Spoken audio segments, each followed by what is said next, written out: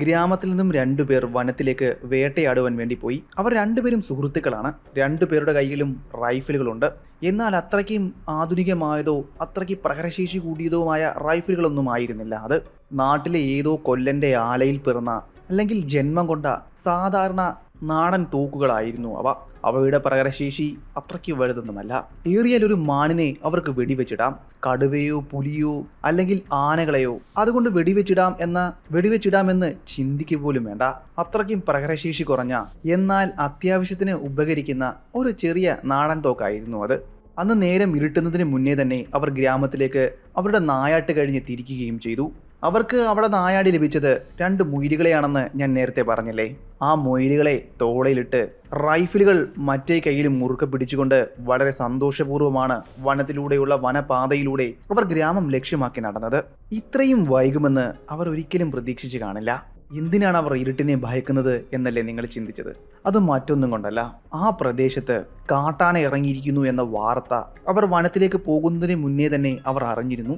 അതിനാലാണ് അവരുടെ ഉള്ളിൽ ഒരു ഭയം. അവരുടെ ഭയത്തെയെല്ലാം മറച്ചു വെച്ചുകൊണ്ട് അവർ ഇരുവരും കൂടി പരസ്പരം സംസാരിച്ചുകൊണ്ട് വനപാതയിലൂടെ നടക്കുകയാണ്.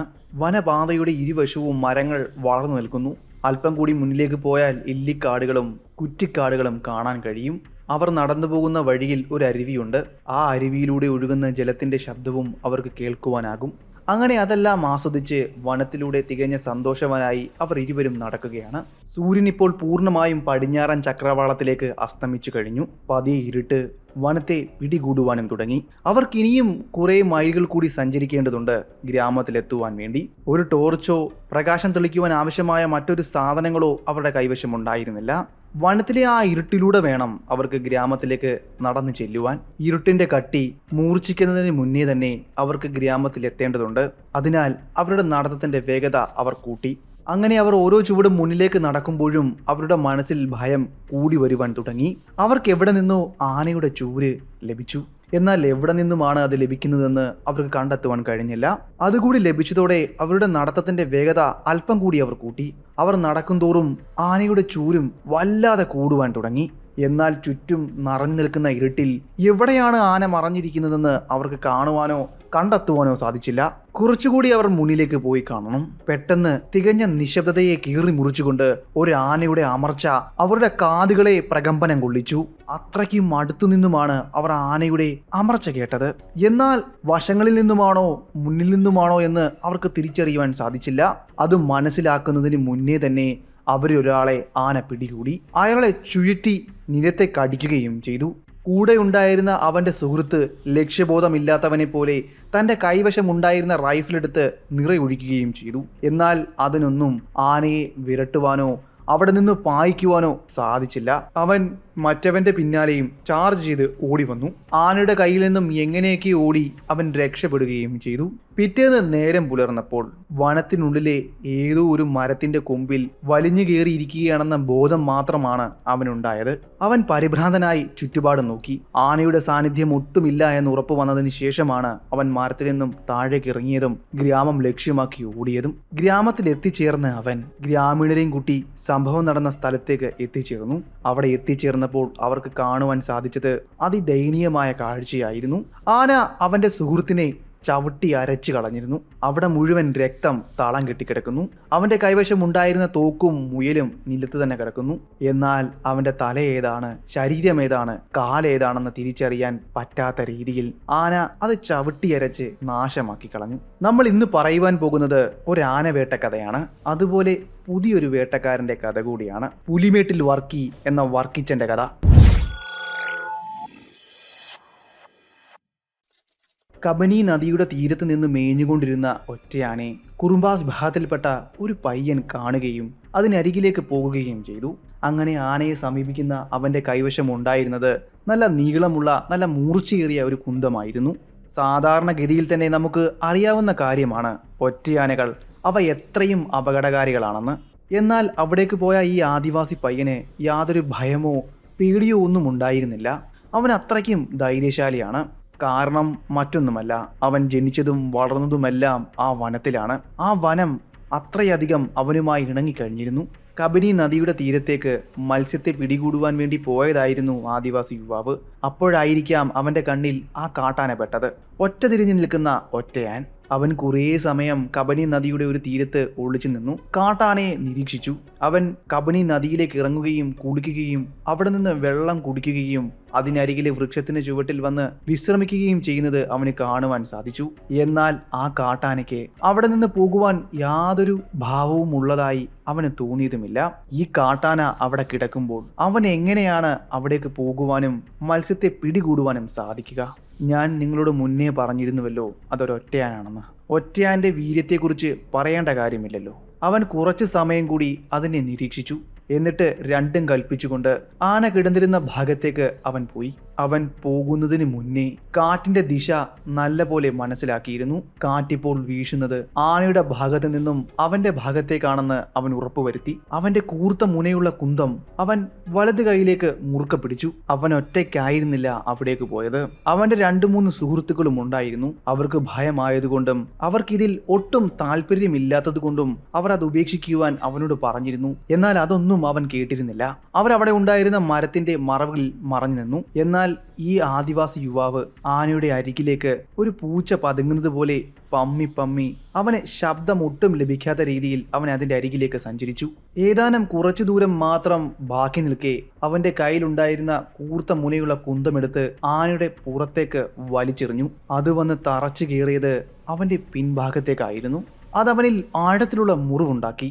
കുന്തം വെച്ചുള്ള ഏറ് കൊണ്ടതും ആന പെട്ടെന്ന് അവിടെ നിന്നും ചാടി എഴുന്നേറ്റു. തിരിഞ്ഞ് ചിഹ്നം വിളിച്ചുകൊണ്ട് ദൂരേക്ക് ഓടിയകന്നു. ആ കാഴ്ച കണ്ടതും അവന്റെ കൂട്ടുകാർ ആഹ്ലാദ പ്രകടനം നടത്തി. അവന്റെ ധൈര്യത്തെ അവർ വാഴ്ത്തിപ്പാടി. എന്നാൽ അത് അധിക നേരം നിന്നില്ല. വേദനയാൽ തിരിഞ്ഞോടിയ കാട്ടാന അതേ വേഗത്തിൽ തന്നെ അവന്റെ അരികിലേക്ക് പാഞ്ഞെടുത്തു. പിന്നെയെല്ലാം വളരെ പെട്ടെന്നായിരുന്നു. അവനെ ആന തന്റെ തുമ്പിക്കൈയിൽ കോർത്തെടുക്കുകയും ചുഴറ്റി നിലത്തേക്ക് നിരവധി തവണ അടിക്കുകയും ചെയ്തു. എന്നിട്ടും കലി തീരാത്ത ആന അവനെ നിലത്തിട്ട് ചവിട്ടി അരച്ചു. രക്തം മരവിക്കുന്ന കാഴ്ച കണ്ടുകൊണ്ട് നിന്ന അവന്റെ സുഹൃത്തുക്കൾ അവരുടെ ആദിവാസി ഊരിലേക്ക് നിലവിളിച്ചുകൊണ്ടോടി. അവർക്ക് പിന്നാലെയും അല്പദൂരം ആ കാട്ടാന ഓടി വന്നിരുന്നു. എന്നാൽ അവരിലെ ആരെയും തന്നെ അവന് പിടിക്കുവാൻ സാധിച്ചില്ല. പക്ഷെ അവരെല്ലാം ഭയത്തിലായി. പിറ്റേ ദിവസം സംഭവ സ്ഥലത്തേക്ക് ആദിവാസി ഊരിലെ ആളുകൾ എത്തിയിരുന്നു. ആന ചവിട്ടി അരയ്ക്കപ്പെട്ട അവന്റെ ശരീരം അവിടെ നിന്ന് എടുത്തുകൊണ്ട് പോകുവാൻ വേണ്ടി. അവിടേക്ക് വന്ന അവർ അക്ഷരാർത്ഥത്തിൽ ഞെട്ടി. കാട്ടാന അവന്റെ സകല കലിയും ആ ശരീരത്തോട് കാട്ടിയിരുന്നു. മണ്ണും മാംസവും ഏതാണെന്ന് തിരിച്ചറിയാത്ത രീതിയിൽ ആന അത് മണ്ണോട് ചവിട്ടി അരച്ചു. അവൻ ആനയുടെ മേൽ എറിഞ്ഞു കയറ്റിയ കുന്തവും അവർക്ക് അവിടെ നിന്ന് കണ്ടെത്തുവാൻ സാധിച്ചു. എന്നാൽ ആ കുന്തത്തിന്റെ പാതി മുന ഒടിഞ്ഞ രീതിയിലായിരുന്നു. അതിൽ നിന്നും അവർ ഒരു നിഗമനത്തിൽ എത്തിച്ചേർന്നു. അതിന്റെ ബാക്കി ഭാഗം ഉറപ്പായും ആനയുടെ ശരീരത്തിൽ തന്നെ കാണും. അതിദാരുണമായി കൊല്ലപ്പെട്ട ആദിവാസി യുവാവിന്റെ ശരീരം വഹിച്ചുകൊണ്ട് അവർ തിരികെ ആദിവാസി ഊരിലേക്ക് പോയി. ഈ സംഭവമായിരുന്നു ആ കാട്ടാനയുടെ ആദ്യത്തെ ആക്രമണമെന്ന് അവിടുത്തെ ആളുകൾ പറഞ്ഞത്. ഒരു പക്ഷേ ഈ ഒരു സംഭവം തന്നെ ആയിരിക്കാം അവന് മനുഷ്യനോട് അത്രയധികം പക തോന്നിക്കുവാനുണ്ടായ കാരണവും. പിന്നെ ആഴ്ചകൾക്ക് ശേഷമാണ് അവൻ്റെ രണ്ടാമത്തെ ഒരു സംഭവം അവിടെ അരങ്ങേറുന്നത്. മാനന്തവാടിയിലും മൈസൂരിലുമായി കറങ്ങിക്കാണുവാൻ വേണ്ടി അവിടേക്കെത്തിയ ഒരു വിദേശ വനിതയും ഒരു ഫോറസ്റ്റ് ഗാർഡുമാണ് അവനിരയായി മാറിയത്. മൈസൂരിലെ ഒരു ഉദ്യോഗസ്ഥനായ കെനഡി വില്യമിൻ്റെ സഹോദരിയായിരുന്നു അവിടേക്ക് എത്തിയത്. അവർക്ക് വേണ്ട സഹായങ്ങളെല്ലാം ചെയ്തു കൊടുക്കണമെന്ന് അയാൾ പ്രത്യേകം മൈസൂർ ഡിപ്പാർട്ട്മെന്റിലെ വനംവകുപ്പ് ഉദ്യോഗസ്ഥരോട് പറഞ്ഞിരുന്നു. അതിൻ പ്രകാരം 2 പേരടങ്ങുന്ന വനംവകുപ്പ് ഉദ്യോഗസ്ഥരുടെ നേതൃത്വത്തിൽ ഹിലാരിയും കൊണ്ട് അവർ വനം ചുറ്റുവാൻ ഇറങ്ങി. അവർ അവിടേക്ക് എത്തുന്നതിന് മുന്നേ തന്നെ മാനന്തവാടി, മൈസൂർ, കൊടകര എന്നീ ഭാഗങ്ങളിൽ ഒരു കൊലയാനെ ചുറ്റിക്കറങ്ങി നടക്കുന്നുണ്ടെന്നുള്ള വിവരം അവർക്ക് ലഭിച്ചിരുന്നു. എന്നാൽ ഹിലരി അതൊന്നും മൈൻഡ് ചെയ്യുവാനോ കൂട്ടാക്കുവാനോ അവർ കൂട്ടാക്കിയില്ല. അവരുടെ കൈവശം ഉണ്ടായിരുന്ന ക്യാമറയുമായി അവർ ചിത്രീകരിക്കുവാനും അവർക്ക് വേണ്ട മനോഹര ദൃശ്യം പകർന്നെടുക്കുന്നതിനുമുള്ള ധൃതിയിലായിരുന്നു. അവരുടെ കൂടെ പോയ വനപാലകർക്ക് അവരുടെ മേലുദ്യോഗസ്ഥർ പറഞ്ഞ വാക്ക് കേൾക്കുവാൻ മാത്രമേ കഴിയുമായിരുന്നുള്ളൂ. എങ്കിലും അവർ ആവുന്നത് പോലെ ഹിലരിയോട് പറഞ്ഞു നോക്കി. എന്നാൽ അവർ അവരോട് ചൂടാകുകയാണ് ചെയ്തത്. അങ്ങനെ അവർ മൈസൂർ, കൊടകര ഭാഗത്തേക്ക് എത്തിച്ചേർന്നു. അന്ന് ഈ പ്രദേശത്ത് വനവും ഗ്രാമവും എല്ലാം ഒരുമിച്ചാണ് നിൽക്കുന്നത്. അതിനാൽ തന്നെ വനം ഏതാണ് ഗ്രാമം ഏതാണെന്ന് തിരിച്ചറിയുവാൻ വളരെ പ്രയാസമാണ്. പിന്നീടാണല്ലോ പൂർണ്ണമായും മരങ്ങൾ വെട്ടുവാനും ആളുകൾ വനം കൈയേറുവാനും തുടങ്ങിയത്. ഇത് അതിനെല്ലാം മുന്നെയാണ്. വനത്തിലേക്കും അതുപോലെ ആദിവാസി ഊരിലേക്കും അവർ ചെല്ലുകയും അവർക്ക് വേണ്ട ഫോട്ടോസും മറ്റും എടുക്കുകയും അവർ ചെയ്തു. അങ്ങനെ അവർ മടങ്ങി വരുന്ന വഴിയിൽ മൈസൂർ കൊടകര റൂട്ടിൽ വെച്ച് അവർക്ക് മുന്നിലേക്ക് ആ കൊലയാളിയാന പ്രത്യക്ഷപ്പെടുകയായിരുന്നു. റോഡ് മുറിച്ചു കിടക്കുന്നതിന്റെ കൂട്ടത്തിലായിരുന്നു അവർക്ക് മുന്നിൽ അത് പ്രത്യക്ഷപ്പെട്ടത്. ഇവർ പൊയ്ക്കൊണ്ടിരുന്നത് ഒരു കാളവണ്ടിയിലായിരുന്നു. ഹിലരി പെട്ടെന്ന് കാളവണ്ടി നിർത്തുവാനും ആനയുടെ ചിത്രം പകർത്തണമെന്നും അവർ പറഞ്ഞു. അവർ പറയുകയായിരുന്നില്ല ചെയ്തത്, അവർ ഉത്തരവിടുകയായിരുന്നു. നിസ്സഹായരായ വനപാലകർക്ക് അതനുസരിക്കുകയല്ലാതെ മറ്റു മാർഗങ്ങളൊന്നുമില്ലായിരുന്നു. കാളവണ്ടി നിർത്തിയതും ഒരു വനപാലകനെയും വിളിച്ചുകൊണ്ട് ആനയുടെ അരികിലേക്ക് ആ സ്ത്രീ നടന്നു ചെല്ലുകയായിരുന്നു. അങ്ങനെ അവർ ചെയ്തില്ലായിരുന്നെങ്കിൽ അവരും അവരുടെ കൂടെ പോയ വനപാലകനും ഒരുപക്ഷെ രക്ഷപ്പെട്ടേനെ. എന്നാൽ നിർഭാഗ്യവശാൽ അവർക്ക് സംഭവിച്ചത് മറ്റൊന്നായിരുന്നു. ആനയുടെ ചിത്രം പകർത്തുവാൻ വേണ്ടി അതിനരികിലേക്ക് പോയ ഹിലരി ആദ്യം പടവായി. പിന്നെ അവളെ രക്ഷിക്കുവാൻ പോയ വനപാലകനും. കാളവണ്ടിയിൽ നിന്നും ഇറങ്ങി ഏകദേശം 15 അടിയോളം അവർ വനപാതയിലൂടെ മുന്നിലേക്ക് നടന്നു. വനപാതയുടെ അരികിലായി നിന്ന കാട്ടാനയുടെ ചിത്രം അവർ പകർത്തുവാൻ തുടങ്ങിയ സമയം, അതുവരെ അവിടെ ശാന്തനായി നിന്ന കാട്ടാന പെട്ടെന്ന് ചിഹ്നം വിളിച്ചുകൊണ്ട് അവർക്കരികിലേക്ക് ഓടി അടുക്കുകയും അവരെ തുമ്പിക്കൈ കൊണ്ട് ചുഴറ്റിയെടുത്ത് നിലത്തേക്ക് അടിക്കുകയുമാണ് ചെയ്തത്. അവരിൽ നിന്നും അല്പം മാറി നിന്ന വനപാലകനെ അവരെ രക്ഷിക്കുവാനോ അവർക്കരികിലേക്ക് ഓടിയെത്തുവാനോ കഴിഞ്ഞില്ല. അതിനു മുന്നേ എല്ലാം കഴിഞ്ഞിരുന്നു. പിന്നീട് ആ കാട്ടാന തിരിഞ്ഞത് അവിടെ സ്തംഭിച്ചു നിന്നുപോയ വനപാലകന് നേരെയായിരുന്നു. അയാളെ തുമ്പിക്കൈയിൽ ചുഴറ്റി നിലത്തേക്ക് അടിക്കുകയും കാലുകൾ കൊണ്ട് ചവിട്ടിക്കീറി വലിച്ചു കീറി എറിയുകയുമാണ് ചെയ്തത്. എന്നിട്ടും അവന്റെ ക്രോധം അടങ്ങിയില്ല. പിന്നീട് അവൻ ഓടി അടുത്തത് കാളവണ്ടിയുടെ നേരെയും കാളവണ്ടിയിലിരുന്ന രണ്ടാമത്തെ വനപാലകന് നേരെയുമായിരുന്നു. ആന ചാർജ് ചെയ്ത് അദ്ദേഹത്തിന്റെ നേരെ ഓടി വന്നതും അയാൾ കാളവണ്ടിയിൽ നിന്നും ഇറങ്ങി എങ്ങോട്ടോ ഓടി രക്ഷപ്പെട്ടു. എന്നാൽ കാളവണ്ടിയും അതിലുണ്ടായിരുന്ന കാളകളും അവന് ഇരയായി. കാളവണ്ടി അവൻ തച്ചു തകർത്തു. കാളകളെ അവൻ അടിച്ചു കൊന്നു. കാളവണ്ടിയിൽ നിന്നും ഇറങ്ങി ഓടിയ വനപാലകൻ കൂർക്കിലെ ഏതോ ഒരു ഗ്രാമത്തിൽ പോയി അഭയം തേടി. പിറ്റേന്ന് രാവിലെയാണ് അയാൾ ഫോറസ്റ്റ് ഉദ്യോഗസ്ഥരെ ഈ വിവരം അറിയിക്കുന്നത്. അയാൾക്ക് മുന്നിൽ അന്നരങ്ങേറിയ അതിക്രൂരമായ ആ കാഴ്ച അയാൾക്ക് കൺമുന്നിൽ മായാതെ നിന്നു. പിന്നീടുള്ള കാലം അയാൾ ഫോറസ്റ്റ് ഗാർഡായി സേവനമനുഷ്ഠിക്കുവാൻ വിസമ്മതിച്ചു. അയാൾ ജോലി രാജിവെക്കുകയും അയാളുടെ സ്വന്തം ഗ്രാമത്തിലേക്ക് മടങ്ങിപ്പോകുകയുമാണ് ചെയ്തത്. ഫോറസ്റ്റ് ഗാർഡ് പറഞ്ഞത് പ്രകാരം കുറച്ച് ഫോറസ്റ്റ് ഉദ്യോഗസ്ഥർ സംഭവ സ്ഥലത്തെത്തുകയും കാര്യങ്ങൾ നിരീക്ഷിക്കുകയും ചെയ്തു. ഹിലരിയുടെയും ഫോറസ്റ്റ് ഗാർഡിന്റെയും ശരീരം അവൻ ഒരുമിച്ച് ചേർത്ത് ചവിട്ടി അരച്ച് ചേർത്തിരുന്നു മണ്ണിൽ. അതിനാൽ തന്നെ ഏതാണ് ഹിലരിയുടേത് ഏതാണ് ഫോറസ്റ്റ് ഗാർഡിന്റെ ശരീരം എന്ന് തിരിച്ചറിയുവാൻ ആർക്കും സാധിച്ചിരുന്നില്ല. മണ്ണും രക്തവും മാംസവും കുഴച്ചെടുത്ത ഒരവസ്ഥയിലായിരുന്നു അത്. ചോര അവിടെ മുഴുവൻ തളം കെട്ടി വറ്റിപ്പോയ പാടും ചോരയുടെ മണവും മാംസത്തിന്റെ ഗന്ധവും ആ പ്രദേശമെല്ലാം അവിടെ പോയവർ പറയുകയും ചെയ്തു. അവർക്കതാണ് അനുഭവിക്കുവാൻ കഴിഞ്ഞത്. പിന്നീട് അവന്റെ അതിക്രൂരമായ ഒരു കൊലപാതകം അവിടെ അരങ്ങേറിയത് ഗ്രാമത്തിലായിരുന്നില്ല, വനത്തിനുള്ളിലെ ആദിവാസി ഊരിലായിരുന്നു. ആദിവാസി ഊരിലെ ആളുകൾ അവർക്ക് നല്ലപോലെ അറിയാമായിരുന്നു ഒരു കാട്ടാനയുടെ സാന്നിധ്യം. എങ്കിലും എത്ര നാൾ അവർക്ക് അവരുടെ കുടിലുകളിൽ കഴിച്ചു കൂട്ടുവാൻ സാധിക്കും? അങ്ങനെ സഹികെട്ട് ആദിവാസി ഊരിലെ ഒരു കുടിലിൽ നിന്നും കോരൻ എന്ന പേരുള്ള ഒരാൾ തേൻ ശേഖരിക്കുവാൻ വേണ്ടി വനത്തിലേക്ക് പോയി. എന്നാൽ പിന്നീട് അയാൾ തിരികെ ഊരിലേക്ക് എത്തിയില്ല. ആദിവാസി ഊരിലെ കുറച്ചു പേർ അയാളെ അന്വേഷിച്ച് വനത്തിലേക്ക് പോയി. എങ്കിലും അയാൾ ധരിച്ചിരുന്ന കീറിപ്പറിഞ്ഞ് രക്തത്തിൽ മുങ്ങിയ ഒരു ഉടുപ്പ് മാത്രമാണ് അവർക്ക് കണ്ടെത്തുവാൻ സാധിച്ചത്. അവന്റെ ശരീരം അവർക്ക് കണ്ടെത്തുവാനേ സാധിച്ചില്ല. ആനയാണോ കടുവയാണോ പുലിയാണോ അവനെ കൊണ്ടുപോയതെന്നും അവർക്ക് മനസ്സിലാക്കുവാനും സാധിച്ചില്ല. എങ്കിലും അവന്റെ ചോരയിൽ കുതിർന്നു കിട്ടിയ അവന്റെ വസ്ത്രത്തിനരികിൽ അവരൊരു ആനയുടെ കാൽപ്പാടായിരുന്നു കണ്ടത്. അതിനാലാണ് അവനെ ചവിട്ടിക്കൊന്നത് ഒരാനയായിരിക്കാമെന്ന നിഗമനത്തിൽ അവർ എത്തിച്ചേർന്നതും. ഒരു പക്ഷേ ആ കാട്ടാന പതിയെ പതിയെ ഒരു ഹരം കണ്ടെത്തുകയായിരിക്കാം. മനുഷ്യജീവൻ പിടഞ്ഞു പോകുമ്പോൾ അവന് കിട്ടുന്ന ആനന്ദം.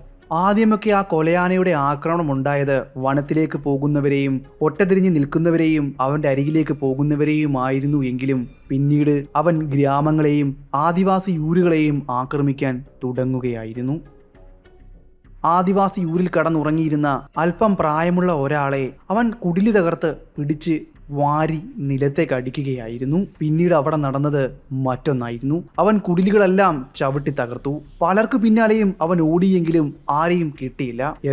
എന്നാൽ കുറച്ച് പ്രായമുള്ളവരെയും കുട്ടികളെയും അവൻ എവിടേക്കൊക്കെയോ ഓടി മറഞ്ഞു. പിന്നീട് നേരം പുലർന്നത് ഉച്ചത്തിലുള്ള നിലവിളികൾക്കും പൊട്ടിക്കരച്ചിലുകൾക്കും അവസരം ഒരുക്കിക്കൊണ്ടായിരുന്നു.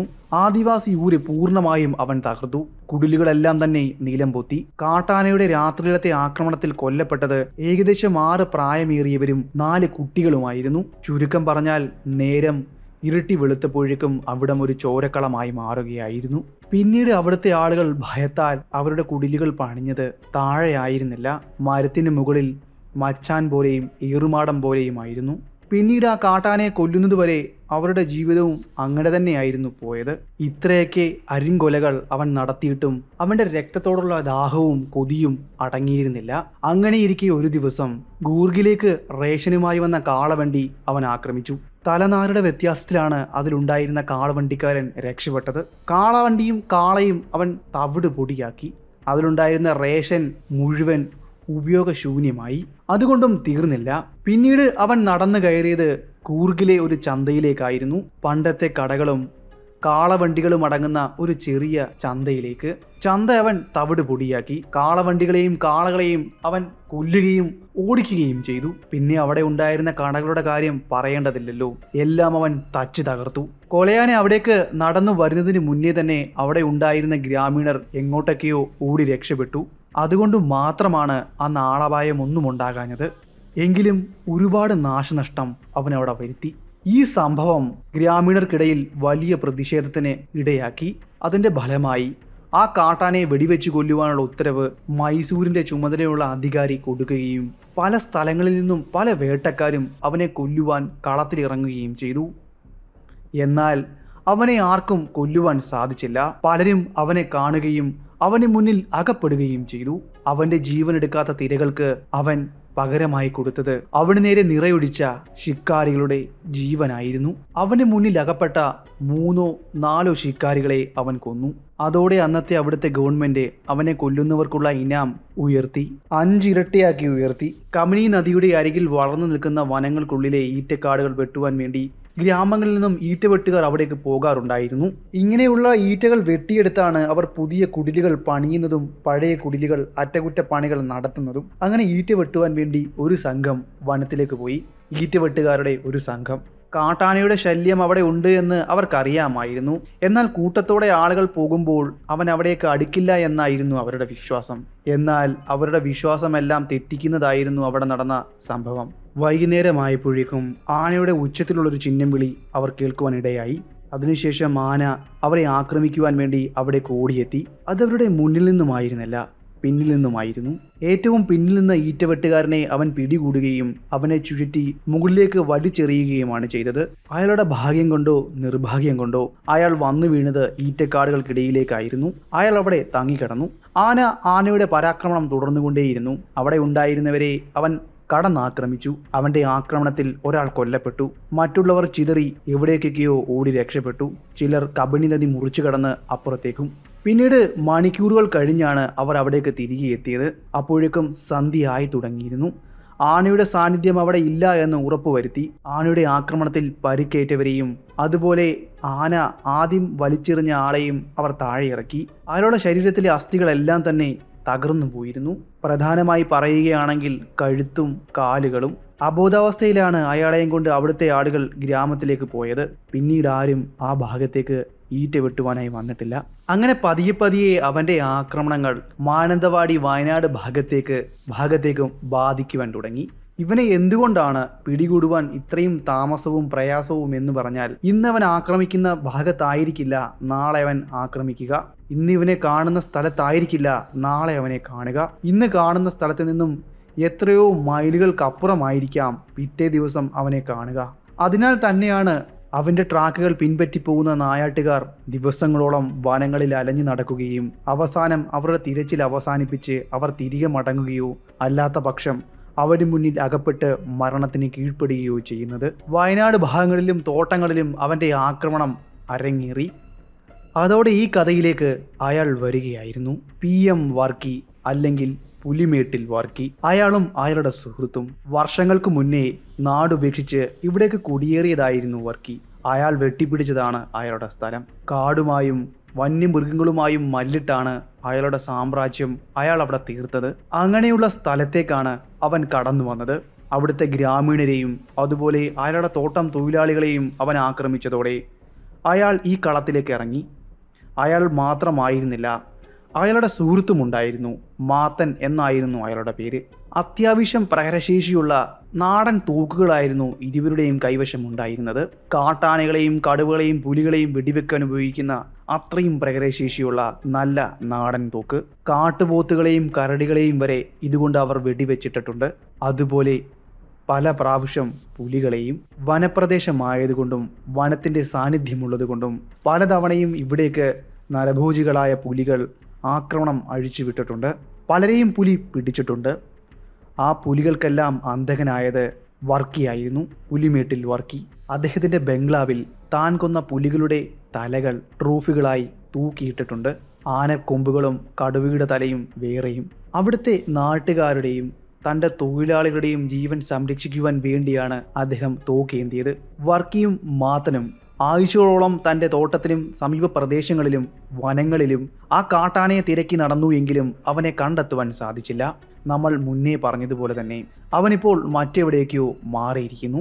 അങ്ങനെ ആനയെക്കുറിച്ചുള്ള കൂടുതൽ വിവരങ്ങൾ അറിയുവാൻ വേണ്ടി മാത്തനും വർക്കിയും മാനന്തവാടിയിലേക്കും മൈസൂരിലേക്കും ഗൂർഗിലേക്കും സഞ്ചരിക്കുകയും ആനയുടെ ചെയ്തികൾ പൂർണ്ണമായും മനസ്സിലാക്കുകയും അവൻ്റെ സാന്നിധ്യവും അവൻ പോയ സ്ഥലങ്ങളും അവർ സന്ദർശിക്കുകയും ചെയ്തു. അവർക്ക് ആവശ്യത്തിനുള്ള വിവരങ്ങൾ കൂടുതലും ലഭിച്ചിരുന്നത് വനത്തിലെ ആദിവാസി വിഭാഗത്തിൽപ്പെട്ട കുറുംബാസ് വിഭാഗക്കാരുടെ കയ്യിൽ നിന്നുമായിരുന്നു. അവിടെ നിന്നും 2-3 പേരെ അവർ സംഘടിപ്പിച്ചു ആനയെ ട്രാക്ക് ചെയ്യുവാൻ വേണ്ടി.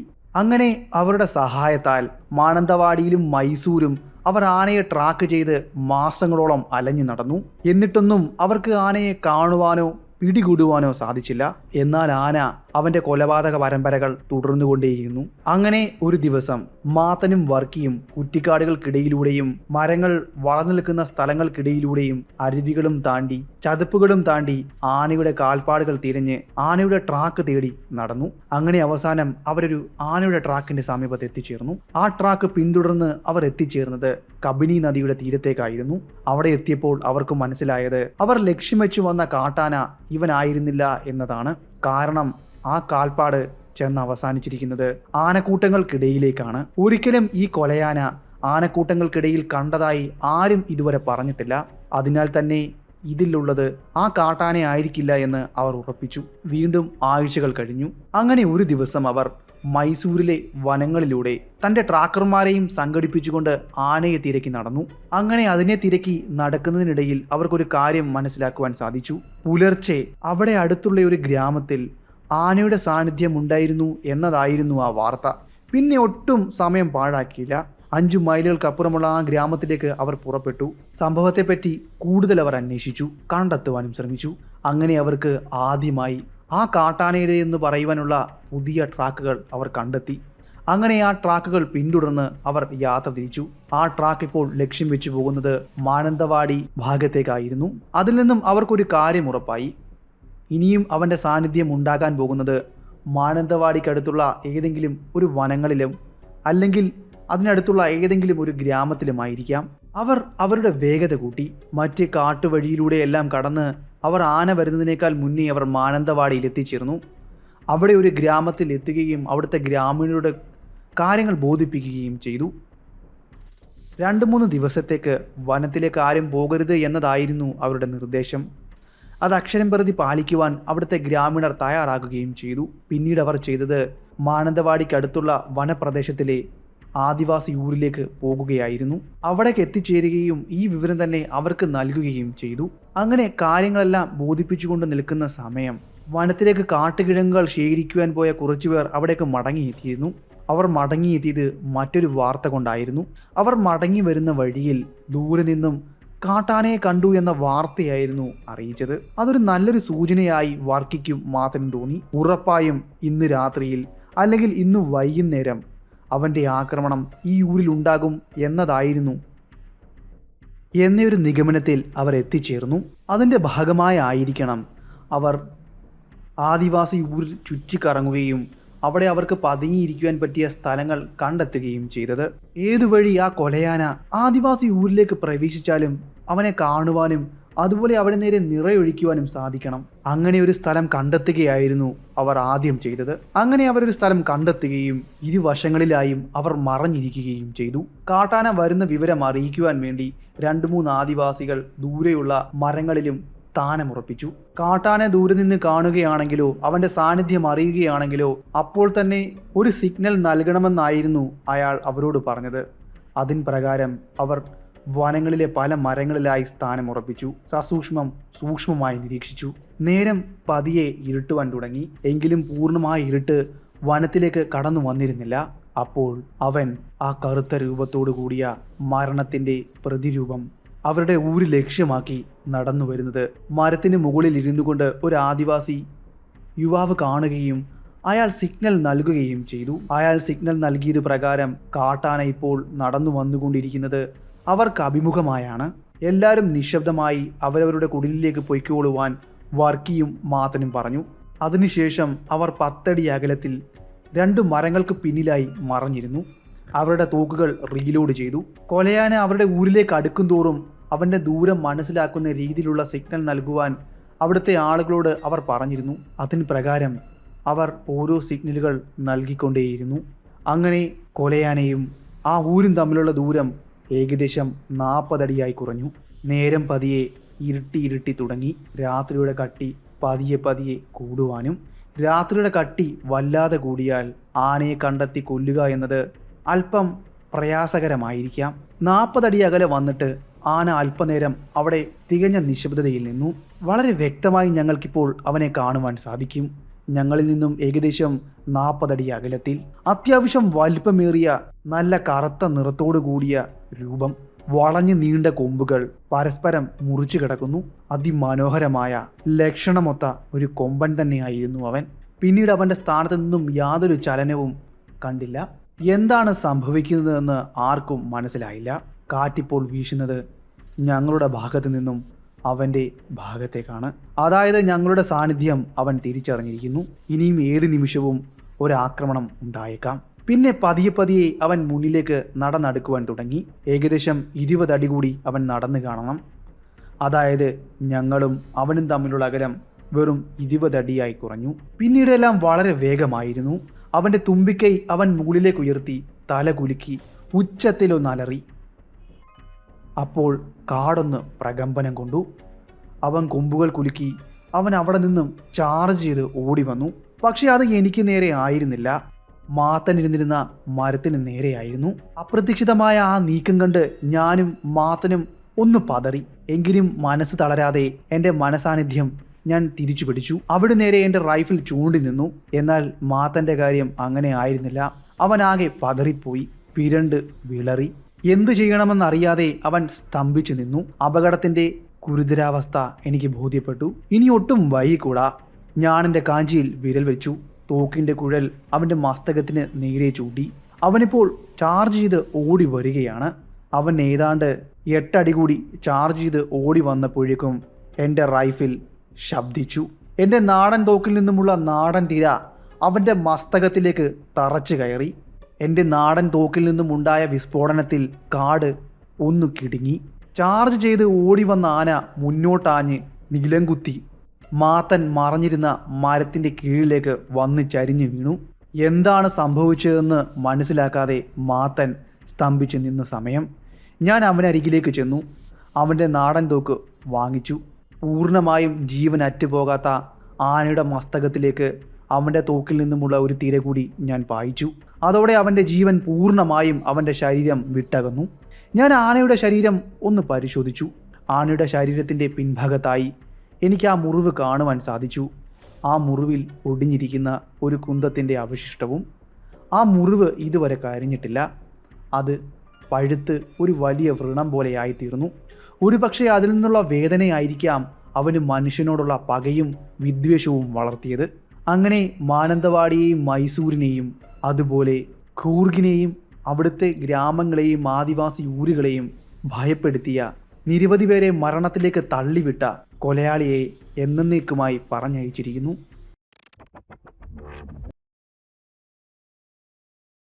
കരിമ്പും കൃഷിയാണ് അവിടുത്തെ ഗ്രാമീണരുടെ പ്രധാന കൃഷി. അതും വന അതിർത്തിയോട് ചേർന്ന് നിൽക്കുന്ന പ്രദേശങ്ങളിലാണ് അവർ കൃഷി ചെയ്യുന്നതും.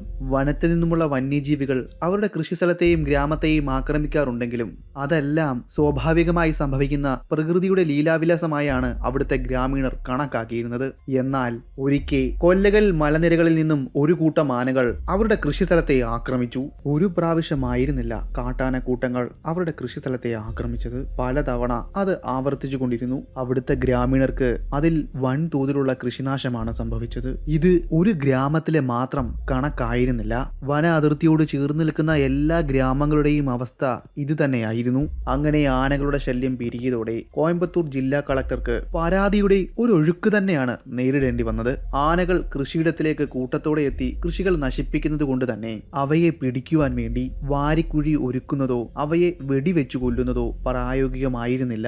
അതിനാൽ തന്നെ പല ഉദ്യോഗസ്ഥരുമായി കൂടിയാലോചിച്ചതിനു ശേഷം ഖെദ്ദ എന്ന ഒരു സമ്പ്രദായം ഉപയോഗിച്ച് ആനകളെ പിടിക്കാമെന്ന തീരുമാനത്തിൽ അവർ എത്തിച്ചേരുകയായിരുന്നു. ദക്ഷിണേന്ത്യയിൽ അത്ര പ്രചാരത്തിലുള്ള സമ്പ്രദായമൊന്നും ആയിരുന്നില്ല ഖെദ്ദ. വലിയ കാട്ടുമരങ്ങളുടെ തടികളും മുളകളും ഉപയോഗിച്ച് ആനകളെ തളയ്ക്കുവാൻ വലിയ കൂടുണ്ടാക്കും. അതിലേക്ക് കാട്ടാനകളെ കുങ്കിയാനകളുടെ സഹായത്തോടെ വിരട്ടി ഓടിച്ചു കൊണ്ടുവന്ന് കയറ്റും. കുങ്കിയാനകളുടെ പിന്നാലെ പാട്ടകൾ കൊട്ടിയും പന്തങ്ങൾ കൊളുത്തിയും കാട്ടാനകളെ വിരട്ടി ഓടിച്ച് ആ വലിയ കൂട്ടിലേക്ക് കയറ്റി അവിടെ വെച്ച് മെരുക്കിയെടുക്കുന്ന ഒരു സമ്പ്രദായമാണ് ഈ ഖെദ്ദ എന്ന് പറയുന്നത്. ഇതിനു മുന്നേ നമ്മുടെ ചാനലിൽ ചെയ്ത കാട്ടാന എന്ന കഥയിൽ ഇതിനെക്കുറിച്ച് വളരെ വിശദമായി തന്നെ നമ്മൾ പറയുന്നുണ്ടായിരുന്നു. നിങ്ങൾ കണ്ടിട്ടില്ല എങ്കിൽ അതുകൂടി ഒന്ന് കാണുക. അങ്ങനെ ഈ കൂട്ടിൽ കയറ്റി മെരുക്കിയെടുക്കുന്ന ആനകളെ അവർ ഒന്നുകിൽ വിൽക്കുകയോ അതുമല്ല എങ്കിൽ വനം വകുപ്പിന്റെ തന്നെ ടിമ്പർ ജോലിക്ക് എടുക്കുകയോ ചെയ്യുകയാണ് ചെയ്യുക. അങ്ങനെ കോയമ്പത്തൂർ കളക്ടറുടെ പദ്ധതി പ്രകാരം ഖെദ്ദ നിർമ്മിക്കുവാനുള്ള ഒരുക്കങ്ങൾ അവർ ആരംഭിച്ചു. ഒരുപാട് സ്ഥലങ്ങൾ അവർ ഇതിനായി തെരഞ്ഞെടുത്തു എങ്കിലും അവസാനം കാവേരിയുടെ തീരത്താണ് അവർ നിരവധി തൊഴിലാളികളുടെ സഹായത്തോടെ ഖെദ്ദ നിർമ്മിച്ചെടുത്തത്. കൂടിന്റെ പണി പൂർത്തിയായത് മുതൽ അവർ ആനകൾക്കു വേണ്ടിയുള്ള കാത്തിരിപ്പിലായിരുന്നു. കൊല്ലികളിലെ മലനിരകൾ ഇറങ്ങി 33 ആനകൾ ഏകദേശം ആ ഗ്രാമത്തിലെ കൃഷിയിടത്തിലേക്ക് ഇറങ്ങി. കരിമ്പുകൾ വലിച്ചു പിഴുകയും ചവിട്ടി മെതിക്കുകയും ആഹാരമാക്കുകയും എല്ലാം അവർ ചെയ്തുകൊണ്ടിരുന്ന സമയം പദ്ധതി പ്രകാരം കാവേരിയുടെ നദിയുടെ തീരത്ത് സ്ഥാപിച്ചിരിക്കുന്ന കൂട്ടിലേക്ക് ആനകൾ കൂട്ടത്തോടെ ഓടുന്ന രീതിയിൽ കുങ്കിയാനകളെയും അതുപോലെ തീപ്പന്തങ്ങൾ കൊണ്ടും പാട്ടകൾ കൊണ്ടും നിൽക്കുന്ന ആളുകളെയും കൊണ്ടും അവിടെ വളഞ്ഞു. തിരികെ കാട്ടിലേക്ക് ഓടിപ്പോകാതിരിക്കുവാൻ വേണ്ടി അവിടെ നിന്നും കുങ്കിയാനകളും നാട്ടുകാരും പാട്ടകൾ കൊട്ടി ഉച്ചത്തിൽ ശബ്ദമുണ്ടാക്കിയും തീപ്പന്തങ്ങൾ കത്തിച്ചും കുങ്കിയാനകളുടെ സഹായത്തോടെ അവർ കാട്ടാനക്കൂട്ടത്തിന്റെ അരികിലേക്ക് ചെന്നു. കുങ്കിയാനകളുടെ കൂട്ടത്തിന് മുന്നിൽ കാട്ടാനകൾ തളയ്ക്കപ്പെട്ടു. 33 അംഗസംഘം വരുന്ന കാട്ടാനകൾ മുന്നത്തെ പദ്ധതി പ്രകാരം കാവേരിയുടെ തീരത്തേക്ക് അവർ അതിനെ തുരത്തി. കാട്ടാനക്കൂട്ടം കൂട്ടിൽ അകപ്പെട്ടതോടെ കുങ്കിയാനകളുടെ സഹായത്തോടെ കൂടിന്റെ വാതിലും അവർ അടച്ചു. 33 അംഗസംഘം വരുന്ന കാട്ടാനക്കൂട്ടങ്ങൾ കൂട് തകർത്ത് വെളിയിൽ പോകാതിരിക്കുവാൻ വേണ്ടി വാച്ചർമാരുടെ സഹായത്തോടെ കൂടിനു ചുറ്റും അവർ തീയുമിട്ടു. അതുകൂടി കണ്ടതോടെ കൂട്ടിലകപ്പെട്ട ആനകൾ പരിഭ്രാന്തരായി. ഉച്ചത്തിൽ അലറുവാനും കൂട്ടിൽ നെട്ടോട്ടം ഓടുവാനും തുടങ്ങി. പദ്ധതി പ്രകാരം ആനകൾ കൂട്ടിൽ അകപ്പെട്ടതോടെ ക്യാമ്പിൽ വലിയ വിജയാഘോഷങ്ങൾ മുഴങ്ങി. ആനപിടുത്തം കാണുന്നതിനും മേൽനോട്ടം നയിക്കുന്നതിനും വേണ്ടി ഊട്ടിയിൽ നിന്നും കളക്ടറും അദ്ദേഹത്തിന്റെ പരിവാര സംഘങ്ങളും അവിടെ എത്തിയിരുന്നു. അങ്ങനെ ആഘോഷങ്ങളുടെ നിറവിൽ അന്നത്തെ ദിവസം കടന്നുപോയി. പിറ്റേ ദിവസം നേരം പുലർന്നു. അന്നത്തെ ദിവസം അവിടുത്തെ തൊഴിലാളികൾക്ക് ആ വലിയ കൂട്ടിലേക്ക് കയറി ആനകളെ പിരിച്ച് വലിയ മരങ്ങളിൽ കെട്ടിയിടുന്ന ചുമതലയായിരുന്നു ഉണ്ടായിരുന്നത്. അതിനുവേണ്ടി കുങ്കിയാനകളുടെ ഒരു വലിയ സംഘം തന്നെ അവിടെ എത്തിയിരുന്നു. അനുസരണയില്ലാത്ത വലിയ കൊമ്പന്മാരെ മെരുക്കിയെടുക്കുവാൻ വേണ്ടിയായിരുന്നു കുങ്കിയാനകളുടെ വലിയ സംഘത്തെ അവിടെ എത്തിച്ചിരുന്നത്. അങ്ങനെ അവരുടെ എല്ലാം സഹായത്തോടെ അവിടുത്തെ തൊഴിലാളികൾ ആനകളെയെല്ലാം പിരിച്ച് വലിയ മരങ്ങളിലെല്ലാം കെട്ടിത്തളച്ചു. വൈകുന്നേരം ആയതോടെ അവിടെ ഉണ്ടായിരുന്ന കുങ്കിയാനകളും മറ്റാനകളും 1/2 മൈൽ അകലെയുള്ള അവരുടെ ക്യാമ്പിലേക്ക് മടങ്ങി. അതുപോലെ ആനകളെ പിടിക്കുന്ന കാഴ്ചകൾ കാണാനെത്തിയ വിശിഷ്ട അതിഥികൾ അവരുടെ ക്യാമ്പിലേക്കും. അവിടുത്തെ കാര്യങ്ങളെല്ലാം അതുവരെ വളരെ ശാന്തമായിരുന്നു. അവിടുത്തെ ചുമതലയുള്ള വാച്ചർമാരും ഫോറസ്റ്റ് ഗാർഡുകളും കൂടി ആ കൂടിനു ചുറ്റും തീയിടുന്ന തിരക്കിലുമായിരുന്നു. അങ്ങനെ അവർ അവരുടെ പ്രവൃത്തിയിൽ മുഴുകിയിരിക്കുന്ന സമയം ആ ഖെദ്ദയിൽ നിന്നും ഒരു വലിയ കൊലവിളി ഉയർന്നു. അതിനുശേഷം ആ കൂടിൽ നിന്നും വലിയ അലർച്ചകളും രോദനങ്ങളും കേട്ടിരുന്നു. അതുകൂടാതെ കൂടിനുള്ളിൽ ആനകൾ തിക്കിത്തിരക്കി ബഹളമുണ്ടാക്കുന്ന കാഴ്ചയും അവർക്ക് കാണുവാൻ ഇടയായി. സംഭവത്തിൽ പന്തികേട് മനസ്സിലായ വാച്ചർമാർ അവിടെ ഉണ്ടായിരുന്ന പാട്ടകൾ ഉച്ചത്തിൽ കൊട്ടിയും കുഴലൂതിയും അതിന്റെ സമീപത്തുണ്ടായിരുന്ന ടെന്റിലെ ആളുകളെ അവർ വിവരം അറിയിച്ചു. വാച്ചർമാർ ഇങ്ങനെ ശബ്ദമുണ്ടാക്കിയത് കേട്ട ടെന്റിൽ കടന്ന ഉദ്യോഗസ്ഥർ സംഗതിയിലെ പന്തികേട് മനസ്സിലാക്കി അവിടെ കൂടിയെത്തി. എന്താണ് ആ വലിയ കൂടിനുള്ളിൽ അരങ്ങേറുന്നത്, സംഭവിക്കുന്നത് എന്നൊന്നും അവിടെ കൂടി നിന്നവർക്ക് ആർക്കും കണ്ടെത്താൻ കഴിഞ്ഞില്ല. അങ്ങനെ അവിടെ നിന്നിരുന്ന കുറെ വാച്ചർമാർ അടുത്തുണ്ടായിരുന്ന പൊക്കമേറിയ മരങ്ങളിൽ വലിഞ്ഞു കയറി. എങ്കിലും അവർക്ക് കൂടിനുള്ളിൽ നടക്കുന്ന കാഴ്ചകളൊന്നും കാണുവാൻ കഴിഞ്ഞില്ല. അവിടെ അപ്പോൾ ഉയർന്നു വന്ന പൊടിപടലങ്ങളും അതുപോലെ രാത്രിയുടെ അരണ്ട വെളിച്ചവും കൂടിനു ചുറ്റും തീയിട്ടതിന്റെ പുകയും കാരണം അവർക്ക് കൂടിനുള്ളിൽ എന്താണ് സംഭവിക്കുന്നത് എന്നൊന്നും കാണുവാൻ കഴിഞ്ഞില്ല. എങ്കിലും അവർക്ക് അവ്യക്തമായി ചില കാര്യങ്ങൾ കാണുവാൻ കഴിഞ്ഞു. ഒന്നിനു മുകളിൽ ഒന്നായി ആനകൾ വീണ് കിടക്കുന്നതും താഴെ വീണ് കിടക്കുന്ന ആനകൾ കുതറി എഴുന്നേറ്റ് രക്ഷപ്പെടുവാൻ വേണ്ടി വെപ്രാളം കാണിക്കുന്നതുമെല്ലാം അവർക്ക് കാണുവാൻ സാധിച്ചു. എന്നാലും സത്യത്തിൽ എന്താണ് അവിടെ നടക്കുന്നതെന്ന് കണ്ടെത്തുവാൻ അവർക്കാർക്കും കഴിഞ്ഞില്ല. എന്നാൽ ആനകളുടെ അലർച്ചകൾ തുടരെയായി അവിടെ ഉയർന്നു കേൾക്കുവാൻ ആരംഭിച്ചു. ഒട്ടും വൈകാതെ തന്നെ 1/2 മൈൽ അകലെയുള്ള ക്യാമ്പിൽ നിന്നും കുങ്കി ആനകളുടെ ഒരു വലിയ സംഘവും അവിടെ അപ്പോൾ എത്തിയിരുന്നു. കൂടിനുള്ളിൽ നിന്നും ഉയർന്നു കേൾക്കുന്ന ആനയുടെ കൊലവിളിയും മറ്റാനകളുടെ നിലവിളിയും കേട്ട് കുങ്കി ആനകൾ പതറിപ്പോയി കാണണം. അവർ തുമ്പിക്കൈ ഉയർത്തി മണം പിടിക്കുന്നതല്ലാതെ ആ കൂടിന്റെ അരികിലേക്ക് പോകുവാൻ പോലും അവർ തയ്യാറായില്ല. ഭയം കൊണ്ട് കുങ്കി ആനകൾ പിന്നോക്കം പോകുക മാത്രമാണ് ചെയ്തത്. എന്താണ് ഇത്രയും ഭയപ്പെടുത്തുന്ന കാര്യം കൂടിനുള്ളിൽ നടക്കുന്നത് എന്നറിയുവാൻ വേണ്ടി വാച്ചർമാർ കൂടിനു ചുറ്റും നടക്കുകയും സൂക്ഷ്മമായി കൂട് നിരീക്ഷിക്കുകയും ചെയ്തു. അങ്ങനെ നിരീക്ഷിക്കുന്നതിന്റെ കൂട്ടത്തിൽ ഒരു വാച്ചറിന് ഒരു സംഭവം കാണുവാൻ ഇടയായി. കൂടിനുള്ളിൽ മറഞ്ഞു കിടക്കുന്ന ഒരു ആനയുടെ ശരീരത്തിലേക്ക് മറ്റൊരു കൊമ്പൻ അവന്റെ കൊമ്പുകൾ ആഴത്തിൽ കുത്തിയിറക്കുന്ന കാഴ്ചയായിരുന്നു. അതും ഒരു പ്രാവശ്യമായിരുന്നില്ല, പല പ്രാവശ്യം. ആ കാട്ടാനയെ നിലത്തിട്ട് കുത്തിക്കൊന്നതിന് ശേഷം മറ്റ് കാട്ടാനകൾക്ക് പിന്നാലെ പായുന്ന കൊമ്പനെ ആയിരുന്നു അയാൾക്ക് കാണുവാൻ ഇടയായത്. സംഭവം കണ്ട ഉടനെ തന്നെ ആ വിവരം മറ്റുള്ളവരെയും അയാൾ അറിയിച്ചു. കൂട്ടിലെ ഒരു കൊമ്പൻ മറ്റാനകളെ കുത്തിക്കൊല്ലുന്നു എന്ന വാർത്തയായിരുന്നു അവർ അറിയിച്ചത്. മറിഞ്ഞു വീണ് കിടക്കുന്ന ആനകളെ കുത്തിക്കൊന്നതിന് ശേഷം കൂട്ടിലെ മറ്റാനകളുടെ കൂട്ടത്തിന് പിന്നാലെ ഓടുകയും അവയെയും കുത്തിക്കൊല്ലുന്നതായി കണ്ടു എന്നാണ് അയാൾ പറഞ്ഞത്. അത് കേട്ടപ്പോൾ തന്നെ അവിടെ നിന്ന ഉദ്യോഗസ്ഥർക്ക് കാര്യങ്ങൾ മനസ്സിലായി കഴിഞ്ഞിരുന്നു. അപ്പോഴേക്കും ആ കൊമ്പൻ നിരവധി ആനകളെ കുത്തിക്കൊന്നിരുന്നു. കൂടിനുള്ളിൽ നിന്നും ഒരു രക്ഷപ്പെടൽ അസാധ്യമായിരുന്നുവല്ലോ. അതിനാൽ തന്നെ ആ കൊമ്പന്റെ കോപത്തിനിരയായി നിരവധി ആനകളാണ് മരിച്ചത്. വീണ്ടും അടുത്ത ആനകളെ കൊല്ലുവാൻ വേണ്ടി അവൻ അടുത്തതിന്റെ പുറകെ പായുന്നു. നിരവധി ആനകൾക്ക് പരിക്കുപറ്റി. അല്പസമയത്തെ ആലോചനകൾക്കും തീരുമാനങ്ങൾക്കും ഒടുവിൽ അവരൊരു തീരുമാനത്തിൽ എത്തിച്ചേർന്നു. ഖെദയിൽ കിടക്കുന്ന ആ കൊമ്പനെ വെടിവെച്ചു കൊല്ലുക, മറ്റാനകളെ രക്ഷിക്കുക. ഇനി ആ ഒരു മാർഗം മാത്രമേ അവർക്ക് മുന്നിൽ ഉണ്ടായിരുന്നുള്ളൂ. അതിനുവേണ്ടി ഒരാളെ നിയമിക്കേണ്ടതുണ്ട്. അധികം വൈകാതെ തന്നെ ആ ദൗത്യം ഏറ്റെടുക്കുവാൻ വേണ്ടി ഒരാളെ അവർ കണ്ടുപിടിച്ചു. ഈ ഖെദ പദ്ധതിക്ക് മേൽനോട്ടം വഹിച്ചിരുന്ന ഒരു ഉദ്യോഗസ്ഥനെയായിരുന്നു അവർ സെലക്ട് ചെയ്തത്. അദ്ദേഹത്തിന്റെ പേര് ടിം എന്നായിരുന്നു. അദ്ദേഹം അവിടെ സ്ഥാപിച്ചിരുന്ന ആനക്കൂടിന് ചുറ്റുമൊന്ന് നടന്നു, ചുറ്റുപാടും നിരീക്ഷിച്ചു. എന്നാൽ അയാൾക്ക് മരത്തിൽ കയറിയിരുന്ന് വെടിവെക്കാൻ പാകത്തിനുള്ള ഒരു മരവും അവിടെ കണ്ടെത്തുവാൻ സാധിച്ചില്ല. ഇനിയുള്ള ഒരു വഴി എന്നത് നിന്നുകൊണ്ട് ആനയെ വെടിവെച്ചിടുക എന്നത് മാത്രമാണ്. അതിനായി തദ്ദേശനായ ഒരു ശിക്കാരിയും കൊണ്ട് ടീം അവിടേക്ക് പുറപ്പെട്ടു. ഖെദയുടെ വാതിലിനരികിലേക്കായിരുന്നു അവർ നടന്നത്. അതിന്റെ കവാടത്തിനരികിലേക്ക് പോകുന്ന പാതയുടെ ഇരുവശവും വലിയ തടികൾ കൊണ്ട് വേലികൾ നിർമ്മിച്ചിരുന്നു. അങ്ങനെയുള്ള വേലികൾ മരച്ചില്ലകൾ കൊണ്ട് മറയ്ക്കപ്പെട്ടിരുന്നു. എന്നിരുന്നാലും അതിന്റെ വാതിലിന്റെ അരികിലേക്ക് വന്നു. ഭ്രാന്തനായ ആനയ്ക്ക് വേണ്ടി അവർ അവിടെ കാത്തുനിന്നു. ഈ സമയം കൂടിനുള്ളിൽ ആ വിരളി പിടിച്ച കൊമ്പൻ മറ്റാനകളെ ആക്രമിക്കുന്ന തിടുക്കത്തിലായിരുന്നു. ചത്തുകിടക്കുന്നതും അല്പം ജീവനുള്ളതുമായ ആനകളെ തിരഞ്ഞുപിടിച്ച് അവന്റെ കൊമ്പ് അവരുടെ ശരീരത്തിലേക്ക് ആഴത്തിലേക്ക് ഇറക്കുന്ന തിരക്കിലുമായിരുന്നു. അങ്ങനെ അവരുടെ കാത്തിരിപ്പിനൊടുവിൽ ആ കൊമ്പനാന ഖെദയുടെ വാതിലിന്റെ അരികിലേക്കെത്തി. ടിം തന്റെ റൈഫിൽ ആനയുടെ നേരെ ചൂണ്ടി. ഇനിയും എത്ര സമയം ആന തന്റെ തോക്കിന് മുന്നിൽ ഇങ്ങനെ നിന്നു തരുമെന്ന് അദ്ദേഹത്തിന് അറിയില്ലായിരുന്നു. അതിനാൽ ആയിരിക്കാം ഒട്ടും സമയം പാഴാക്കാതെ അദ്ദേഹം കാഞ്ചി വലിച്ചത്. എന്നാൽ അദ്ദേഹത്തിന്റെ തോക്കിൽ നിന്നും പാഞ്ഞുപോയ തിര കൊമ്പന്റെ ശരീരത്തിൽ ഒന്ന് സ്പർശിക്കുക പോലും ചെയ്തില്ല. അതും മനസ്സിലാക്കിയ ടിം തന്റെ കൂടെ വന്ന കൂട്ടാളിയോട് ഓടിക്കോളാൻ പറഞ്ഞതിന് ശേഷം അദ്ദേഹം തിരിഞ്ഞ് മുന്നിലേക്ക് ഓടി. അതായത് കൂടിൽ നിന്നും അകലേക്ക്. എന്താണ് അവിടെ സംഭവിക്കുന്നത് എന്നറിയാതെ, എങ്ങോട്ടേക്കാണ് താൻ ഓടേണ്ടതെന്നും അറിയാതെ ആ പ്രാദേശിക വേട്ടക്കാരൻ അവിടെ പകച്ചു നിന്നു. വെള്ളക്കുപ്പായമായിരുന്നു അദ്ദേഹം ധരിച്ചിരുന്നത്. വെടിയുടെ ഉച്ചത്തിലുള്ള ഗർജനം കേട്ടതോടെ ആ ശബ്ദം കേട്ട ദിക്കിലേക്ക് കൊമ്പൻ തിരിഞ്ഞിരുന്നു. അവൻ കോപത്താൽ വിറയ്ക്കുകയായിരുന്നു. ഉച്ചത്തിൽ കുലവിളി നടത്തിക്കൊണ്ട് അവൻ കൂടിന്റെ വാതിൽ നേരെ പാഞ്ഞടുക്കുകയും ഉറപ്പുള്ള വാതിൽ തകർക്കുകയും ചെയ്തു. തടി കൊണ്ട് നിർമ്മിച്ച ആ വലിയ വാതിലിനെ വിശ്വസിച്ചായിരിക്കാം ആ പ്രാദേശിക വേട്ടക്കാരൻ അവിടെ തന്നെ നിന്നത്. എന്നാൽ അദ്ദേഹത്തെ മരണം വന്ന് വിളിക്കുകയായിരുന്നു. ആന അദ്ദേഹത്തെ തുമ്പിക്കൈയിൽ ചുറ്റിയെടുത്ത് നിലത്തടിച്ചു. അതിനുശേഷം ശിക്കാരിയുടെ ഒരു കാലിന്റെ തുടയിൽ അവന്റെ മുൻകാലുകൾ കൊണ്ട് ചവിട്ടി അവന്റെ തുമ്പിക്കൈ കൊണ്ട് മറ്റേ കാലിൽ ചുറ്റിപ്പിടിച്ച് വലിച്ചു കീറി വനത്തിലേക്ക് എറിയുകയായിരുന്നു. പിന്നെ ഉച്ചത്തിലുള്ള കൊലവിളികൾ അവിടെ ഉയർന്നു. ഒട്ടും വൈകാതെ അവൻ കൊല്ലികൾ മലനിരകളിലേക്ക് ഓടിപ്പോയി. രക്തകലുഷികമായ അന്നത്തെ രാത്രി അവസാനിച്ചു. നേരം പുലർന്നു.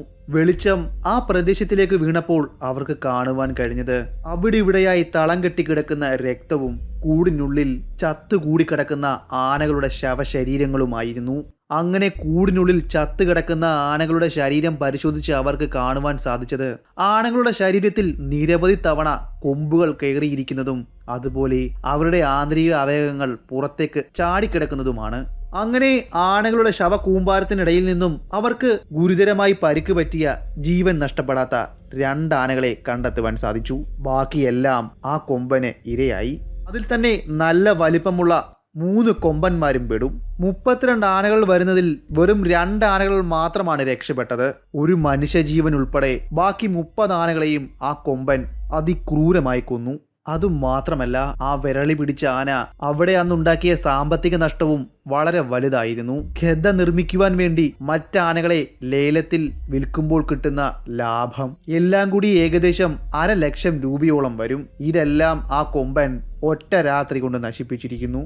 അതിലുപരി ഒരു മനുഷ്യജീവനും കൂടി അവൻ എടുത്തിരുന്നു. എന്നിട്ടൊന്നും ആ കൊമ്പന്റെ കലി അടങ്ങിയിരുന്നില്ല. വനത്തിനുള്ളിൽ ടിമ്പർ ജോലിക്കായി നിയമിക്കപ്പെട്ട 2 വനം വകുപ്പിന്റെ ആനയും കൂടി അവൻ കൊമ്പിൽ കോർത്തിരുന്നു. അവരെയും അവൻ യമലോകത്തേക്ക് അയച്ചിരുന്നു. ആ സംഭവത്തോടെ താൽക്കാലികമായി വനംവകുപ്പിന്റെ ടിമ്പർ ജോലികളെല്ലാം തന്നെ നിർത്തേണ്ടതായി വന്നു. അതിനുശേഷവും ആ കൊമ്പൻ അവന്റെ കൊലവിളികൾ ഉയർത്തി. അല്പം പോലും പിന്മാറാൻ മനസ്സില്ലാത്ത ആ കൊലകൊമ്പൻ ഗ്രാമങ്ങളിലെ കൃഷിയിടങ്ങളെ റെയ്ഡ് ചെയ്തു. കൊലകൊമ്പന്റെ സാന്നിധ്യം ഉള്ളതിനാൽ ഗ്രാമത്തിലെ ആളുകൾ കൃഷിയിടത്തിലേക്ക് പോകുവാൻ പോലും ഭയന്നു. പലരും പോകാതെയുമായി. എന്നാൽ രാത്രിയായി കഴിഞ്ഞാൽ കാര്യങ്ങൾ മാറും. രാത്രികാലങ്ങളിൽ അവൻ ഗ്രാമങ്ങളെ നേരിട്ട് ആക്രമിക്കും. അതിനാൽ തന്നെ സന്ധ്യ സമയം കഴിഞ്ഞ് ഗ്രാമങ്ങളിലെ കുടിലുകളിൽ നിന്നും പുറത്തിറങ്ങുവാൻ പോലും അവിടുത്തെ ജനങ്ങൾ ഭയന്നിരുന്നു. പ്രധാനമായും ഗ്രാമീണരുടെ കന്നുകാലി തൊഴുത്തുകളെയായിരുന്നു അവൻ ആക്രമിച്ചിരുന്നത്. തൊഴുത്തിൽ കെട്ടിയിരിക്കുന്ന കന്നുകാലികളെയായിരുന്നു അവൻ ആക്രമിച്ചു കൊന്നുകൊണ്ടിരുന്നത്. പോത്തുകളെയും കാളകളെയും അവൻ അതിമൃഗീയമായി കുത്തിക്കൊല്ലും. അതിൽ നിന്നെല്ലാം തികച്ചും വിഭിന്നമായി പശുക്കളെയും കാളകളെയും അവൻ വെറുതെ വിടും. ചുരുക്കം പറഞ്ഞു കഴിഞ്ഞാൽ ആ പ്രാന്തനായ ആനയ്ക്ക് തൻ്റെ സ്വന്തം വർഗത്തോട് തന്നെയായിരുന്നു കലി. ഒരു പക്ഷേ എരുമകൾക്കും പോത്തുകൾക്കും അവൻ്റെ വർഗത്തോട് എന്തെങ്കിലും സാമ്യം തോന്നിക്കാണണം. അതുകൊണ്ടായിരിക്കണം അവർ അതിനെയും അതിക്രൂരമായി ആക്രമിച്ച് കൊലപ്പെടുത്തുന്നത്. ഒരിക്കൽ മറ്റൊരു സംഭവമുണ്ടായി. വന അതിർത്തിയോട് ചേർന്ന് നിൽക്കുന്ന ഒരു ഗ്രാമത്തിലാണ് അവന്റെ ആക്രമണം ഉണ്ടായത്. എന്നാൽ ഗ്രാമത്തിലെ എരുമകളെ പാർപ്പിച്ചിരുന്ന ഒരു തൊഴുത്തിനെയായിരുന്നു അവൻ ആക്രമിച്ചിരുന്നത്. ആ തൊഴുത്ത് തകർത്ത് എരുമകളെ കൊല്ലുവാൻ വേണ്ടി ഏകദേശം 2 ദിവസമാണ് അവൻ ഗ്രാമത്തിൽ ചെലവഴിച്ചത്. അവിടുത്തെ ഗ്രാമീണർ തങ്ങളുടെ തൊഴുത്ത് നിർമ്മിച്ചിരുന്നത് കരിങ്കൽ പാറകൾ കൊണ്ടായിരുന്നു. അതിനാൽ തന്നെ അത് തകർക്കുക എന്നത് അതികഠിനമാണ്. എങ്കിലും ഒരു പ്രയോജനവുമില്ലാതെ ഏകദേശം 2 ദിവസം ആ കാട്ടാന അതിനുവേണ്ടി അവിടെ പരിശ്രമിച്ചു. അവസാനം തോറ്റ് വനത്തിലേക്ക് പിന്മാറുകയും ചെയ്തു. ഈ 2 ദിവസവും ഗ്രാമീണർ ഭയന്ന് വിറച്ചുകൊണ്ടാണ് അവരുടെ കുടിലുകളിൽ കഴിഞ്ഞിരുന്നത്. ഇങ്ങനെയുള്ള തുടർ സംഭവങ്ങൾ വന അതിർത്തിയോട് ചേർന്ന് നിൽക്കുന്ന ഗ്രാമങ്ങളിൽ അരങ്ങേറാൻ തുടങ്ങിയതോടെ പല ഗ്രാമങ്ങളിലെയും ആളുകൾ പലായനം ചെയ്യുവാൻ ആരംഭിച്ചു. അതുകൂടാതെ ഒട്ടും വൈകാതെ തന്നെ ഗ്രാമങ്ങളോട് ചേർന്നുള്ള കൃഷിസ്ഥലങ്ങൾ തരിശു ഭൂമിയായി മാറുവാനും ആരംഭിച്ചു. മുമ്പ് അവൻ കൊലപ്പെടുത്തിയ ആനകളെ കൂടാതെ അവൻ ഗ്രാമങ്ങളിലേക്കിറങ്ങി അവിടെ ഉണ്ടായിരുന്ന 6ഓളം നാട്ടാനകളെ കൂടി അവൻ കൊന്നുകളഞ്ഞു. അങ്ങനെ അവൻ കൊന്നുകളഞ്ഞ ആനകളിൽ പലതും സ്വകാര്യ വ്യക്തികളുടേതായിരുന്നു, ചിലത് വനം വകുപ്പിൻ്റെതും. അതുകൂടാതെ ആ കൊമ്പന്റെ കലിക്കിരയായിക്കൊണ്ടിരിക്കുന്ന പോത്തുകളുടെയും എരുമകളുടെയും എണ്ണം ദിവസങ്ങൾ കഴിയുന്തോറും പെരുകുവാനും തുടങ്ങി. ഇങ്ങനെയുള്ള സംഭവങ്ങൾ തുടർക്കഥയായതോടെ മൈസൂർ സംസ്ഥാനത്തിലെ കൊല്ലകൽ ഫോറസ്റ്റ് ഡിപ്പാർട്ട്മെന്റിന്റെ പരിധിയിൽ വരുന്ന പ്രദേശത്തിലെ ഒരു ഫോറസ്റ്റ് ഓഫീസർ തന്റെ മേലുദ്യോഗസ്ഥനായ കൊല്ലകളിലെ ജില്ലാത്തലവൻ അയച്ച ഒരു കത്താണ് ഇനി നമ്മൾ പറയാൻ പോകുന്നത്. ബഹുമാനപ്പെട്ട സാർ, ഒരു ഭ്രാന്ത് പിടിച്ച് ആനയുടെ ചെയ്തികൾ അങ്ങയുടെ ശ്രദ്ധയിൽപ്പെടുത്തുന്നതിന് വേണ്ടിയാണ് ഞാൻ ഈ കത്ത് എഴുതുന്നത്. കൂടാതെ അങ്ങയുടെ വിജ്ഞാപനം കിട്ടുന്നതിനും വേണ്ടിയും. ഈ പ്രാന്ത് പിടിച്ച ആന ഇതിനോടകം തന്നെ അവന്റെ കൂട്ടത്തിൽപ്പെട്ട 33 ആനകളെ കൊലപ്പെടുത്തി.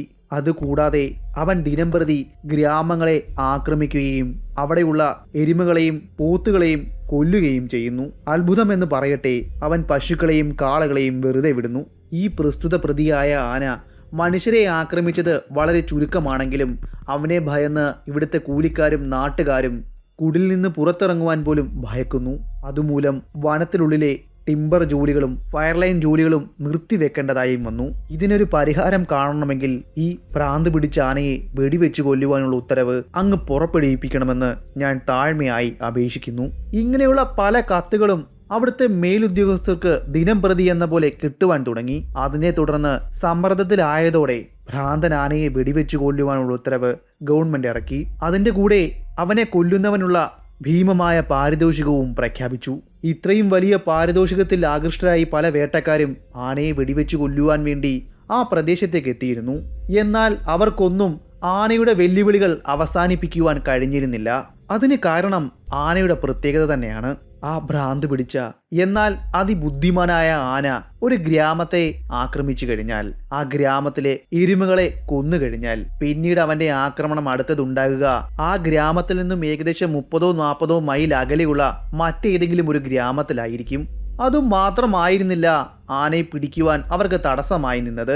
അവൻ ഒരിക്കൽ സഞ്ചരിക്കുന്ന പാതയിലൂടെ പിന്നീട് ഒരിക്കലും സഞ്ചരിക്കില്ല എന്നത് അവന്റെ ഒരു പ്രത്യേകതയാണ്. ആ പ്രത്യേകതയാണ് പല വേട്ടക്കാരെയും ആശയക്കുഴപ്പത്തിലാക്കിയത്. ട്രാക്കുകൾ പിന്തുടർന്ന് അവന്റെ പിന്നാലെ പോകുക എന്നത് അസാധ്യവുമായിരുന്നു. ഇങ്ങനെ പല വേട്ടക്കാരും അവന് മുന്നിൽ മുട്ടുമടക്കിയതോടെ അവിടുത്തെ ഗ്രാമത്തിലെ ഗ്രാമീണർ ഈ ആനയ്ക്ക് ഒരു പേരിട്ടു.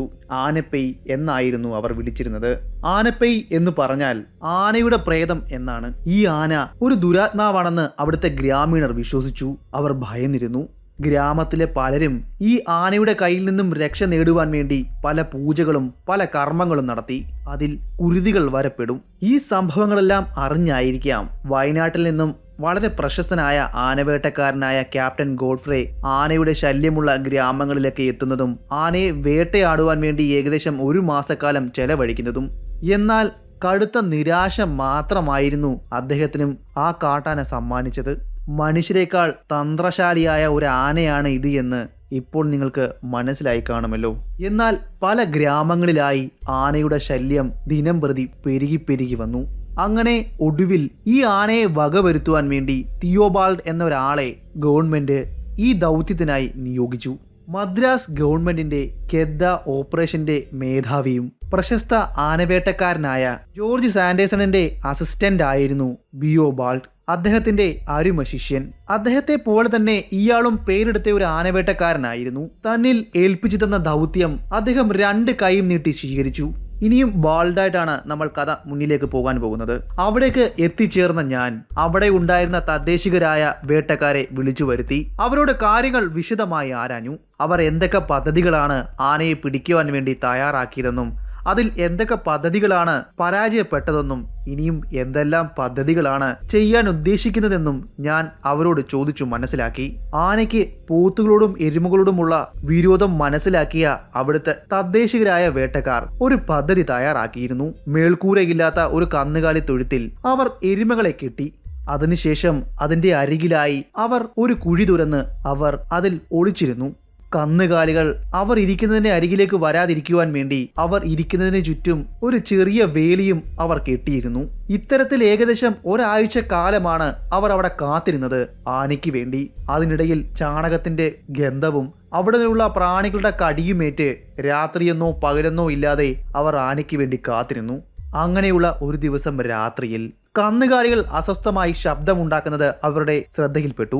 അവർ കന്നുകാലികളെ ശ്രദ്ധിച്ചു. കൂടിന്റെ ഒരു ഭാഗത്ത് നിന്നും കാറ്റ് വീശുന്ന ദിക്കിലേക്ക് നോക്കി ഗന്ധം പിടിക്കുന്നത് അവർക്ക് കാണുവാൻ കഴിഞ്ഞു. അതിനുശേഷം അവർ തിക്കി ശിക്കാരികൾ പതുങ്ങിയിരിക്കുന്ന ആ കുഴിക്ക് ചുറ്റും കെട്ടിയിരിക്കുന്ന വേലികൾക്കരികിലേക്ക് വന്ന് കൂടി നിൽക്കുന്നതും അവർക്ക് കാണുവാൻ ഇടയായി. ചുറ്റും കട്ട പിടിച്ച ഇരുട്ടായതിനാൽ എന്താണ് സംഭവിക്കുന്നത് എന്നൊന്നും അവർക്ക് കാണുവാൻ സാധിച്ചില്ല. എങ്കിലും ആനയുടെ സാന്നിധ്യം അവർക്ക് മനസ്സിലായി കഴിഞ്ഞിരുന്നു. അതോടെ കൂടുതൽ ആവേശത്തോടെ ജാഗ്രതരായി അവന് വേണ്ടി കാത്തിരുന്നു. എന്നാൽ അവർ വിചാരിച്ചതുപോലെ അന്നൊന്നും സംഭവിച്ചില്ല. പിറ്റേന്ന് നേരം പുലർന്നപ്പോൾ തന്നെ ശിക്കാരികൾ കന്നുകാലി തൊഴുത്തിന് ചുറ്റുപാടും നിരീക്ഷിച്ചിരുന്നു. അതിൽ നിന്നും ആനയുടെ പുതുതായി വീണ കാൽപ്പാടുകൾ അവർക്ക് കണ്ടെത്തുവാൻ കഴിഞ്ഞു. ഒരു പക്ഷേ മനുഷ്യന്റെ സാന്നിധ്യം മനസ്സിലാക്കിയത് കൊണ്ടായിരിക്കണം അവൻ പിന്മാറി വനത്തിലേക്ക് പോയത്. ഈ കാട്ടാന ആഹാരമെടുക്കുന്ന സമയം അവ കടന്നു വന്ന പാതയ്ക്ക് അഭിമുഖമായി നിന്നായിരിക്കും അവൻ ആഹരിക്കുന്നത്. അതായത് അവരുടെ ട്രാക്ക് പിന്തുടർന്ന് ആരെങ്കിലും അവർക്ക് പിന്നാലെ വന്നു കഴിഞ്ഞാൽ വളരെ ദൂരത്ത് വെച്ച് തന്നെ അവരുടെ ഗന്ധം അവയ്ക്ക് മനസ്സിലാക്കുവാൻ സാധിക്കും. അതിനാൽ തന്നെ വേട്ടക്കാർ ആനകളുടെ ട്രാക്ക് പിന്തുടർന്ന് വരുമ്പോൾ അവൻ ഇടതുവശത്ത് നിന്നോ വലതുവശത്ത് നിന്നോ അവരെ പരിഹസിക്കുന്ന രീതിയിൽ ഒന്ന് ചിഹ്നം വിളിച്ചുകൊണ്ട് എങ്ങോട്ടോ മറഞ്ഞു പോവുകയാണ് ചെയ്യുക. പിന്നെ മണിക്കൂറുകൾക്കപ്പുറം അവൻ 10-20 മൈൽ അകലെയുള്ള മറ്റേതെങ്കിലും ഗ്രാമത്തിലെത്തിയിരിക്കും. ഇതൊക്കെ ഈ ആനയുടെ കുശാഗ്ര ബുദ്ധി വെളിവാക്കുന്ന കാര്യങ്ങളായിരുന്നു. അങ്ങനെ ഞാൻ മണിക്കൂറോളം അവിടെ ഉണ്ടായിരുന്ന തദ്ദേശികരായ ശിക്കാരികളോട് കാര്യങ്ങൾ അന്വേഷിച്ചു. അങ്ങനെ അവിടെ നിന്നും ലഭിച്ച ഒരു ഗ്രാമീണന്റെ അഭിപ്രായത്തിൽ അദ്ദേഹം പറഞ്ഞ പദ്ധതിയോട് എനിക്ക് യോജിക്കേണ്ടതായി വന്നു. അത് പ്രയോജനം കാണുമെന്ന് എൻ്റെ മനസ്സും പറഞ്ഞു. അദ്ദേഹത്തിന്റെ പദ്ധതി പ്രകാരം 2 അതീവ ബുദ്ധിശാലികളായ 2 പിടിയാനകളെ ഞങ്ങൾ കൊണ്ടുവന്നു. കാട്ടിലെ ജോലികളിൽ പരിശീലനം ലഭിച്ച ആനകളായിരുന്നു അവ. മറ്റാനകളെ ട്രാക്ക് ചെയ്യുന്ന സമയം വളരെ ദൂരത്തു നിന്നും അവ മറ്റാനകളുടെ ഗന്ധം പിടിച്ചെടുക്കുകയും അവർക്ക് ഇവരുടെ സാന്നിധ്യം ലഭിക്കുന്നതിന് മുന്നേ തന്നെ തുമ്പിക്കൈ ഉയർത്തി അവർ നിൽക്കുന്ന സ്ഥാനം കാണിച്ചു തരികയും ചെയ്യുന്ന പിടിയാനകളായിരുന്നു ഇവ. ചുരുക്കം പറഞ്ഞു കഴിഞ്ഞാൽ ഗെയിം ഹണ്ടിങ്ങിനും മറ്റും ഉപയോഗിക്കുന്ന ആനകളായിരുന്നു ഇവ. ഞങ്ങളുടെ ഈ പദ്ധതി പ്രകാരം ഞാനും 2 ശിക്കാരികളും കൂടി ആനപ്പുറത്തേക്ക് വലിഞ്ഞു കയറി. ആദ്യത്തെ ദിവസം ഞങ്ങൾ വനത്തിലൂടെ ഏകദേശം 15 മൈലോളം ചുറ്റി സഞ്ചരിച്ചു. എന്നാൽ കടുത്ത നിരാശ മാത്രമായിരുന്നു ആ ദിവസം എനിക്ക് സമ്മാനിച്ചത്. ആനയുടെ ഒരടയാളങ്ങൾ പോലും ഞങ്ങൾക്ക് കണ്ടെത്തുവാൻ സാധിച്ചില്ല. പിറ്റേ ദിവസവും ഞങ്ങൾ തിരച്ചിൽ ആരംഭിച്ചു. അങ്ങനെ ഏകദേശം ഉച്ചയായി കാണും. ഒരു മുളങ്കാടിന്റെ സമീപത്തു കൂടി ഞങ്ങൾ സഞ്ചരിച്ചു കൊണ്ടിരിക്കുന്ന സമയം പെട്ടെന്ന് തന്നെ ആനകൾ നിന്നു. അവയുടെ തുമ്പിക്കൈ ഉയർത്തി വലതുവശത്തേക്ക് കാണിച്ചു. അതിൽ അത്യധികം ആവശ്യത്തിലായ ഞാനും എൻ്റെ കൂടെ ഉണ്ടായിരുന്ന 2 ശിക്കാരികളും ആ ഭാഗത്തേക്ക് ഞങ്ങളുടെ റൈഫിൾ ചൂണ്ടി അങ്ങനെ നിന്നു. പിന്നെ പതിയെ അവ മുന്നിലേക്ക് 100 യാർഡുകൾ സഞ്ചരിച്ചു. അവിടെ പെട്ടെന്ന് നിന്നു. പിന്നെ വലതുവശത്തേക്ക് ഓരോ ചുവടും ശ്രദ്ധിച്ച് അവർ കാലെടുത്ത് വെക്കുവാൻ ആരംഭിച്ചു. അങ്ങനെ പതിയെ സഞ്ചരിക്കുന്ന സമയം ദൂരെ നിന്ന് ചില്ലകൾ ഒടിയുന്ന ശബ്ദം, മരങ്ങളിൽ ആനയുടെ ശരീരം ഉരസുന്ന ശബ്ദം, അവയെല്ലാം എനിക്ക് കേൾക്കുവാൻ സാധിക്കുമായിരുന്നു. ആന ഇപ്പോൾ മരത്തിന്റെ ചില്ലകൾ ഒടിച്ച് ആഹാരമാക്കിക്കൊണ്ടിരിക്കുകയാണ്. ഞങ്ങൾ മെല്ലെ മെല്ലെ ആനകളെ മുന്നിലേക്ക് നയിച്ചു. മുന്നിലേക്ക് പോകുന്തോറും കാടിന്റെ കട്ടി കൂടി വരുന്നതായി എനിക്ക് അനുഭവപ്പെട്ടു. പിന്നെ ഏകദേശം കഷ്ടിച്ച് 20 യാർഡുകൾ കൂടി ഞങ്ങൾ മുന്നിലേക്ക് പോയി കാണണം. അപ്പോൾ ഒരു കുറ്റിക്കാടിന്റെ മറവിൽ കറുത്ത ഒരു വലിയ രൂപം എന്റെ ശ്രദ്ധയിൽപ്പെട്ടു. ഞാൻ അതിനു നേരെ എന്റെ റൈഫിൾ ചൂണ്ടി. അതിന്റെ നീളമേറിയ കൊമ്പുകൾ എനിക്ക് കാണുവാൻ സാധിക്കുന്നുണ്ട്. ഉറപ്പായും ആ ഭ്രാന്തനായ ആന ഇവൻ തന്നെയാണെന്ന് ഞാൻ ഉറപ്പിച്ചു. ഞാൻ എൻ്റെ റൈഫിൽ അവന് നേരെ ചൂണ്ടി നിന്നു. പതിയെ ആനയെ മുന്നിലേക്ക് നടത്തി. ഒരു 20 യാർഡും കൂടെ അവൻ മുന്നിലേക്ക് നടന്നു കാണണം.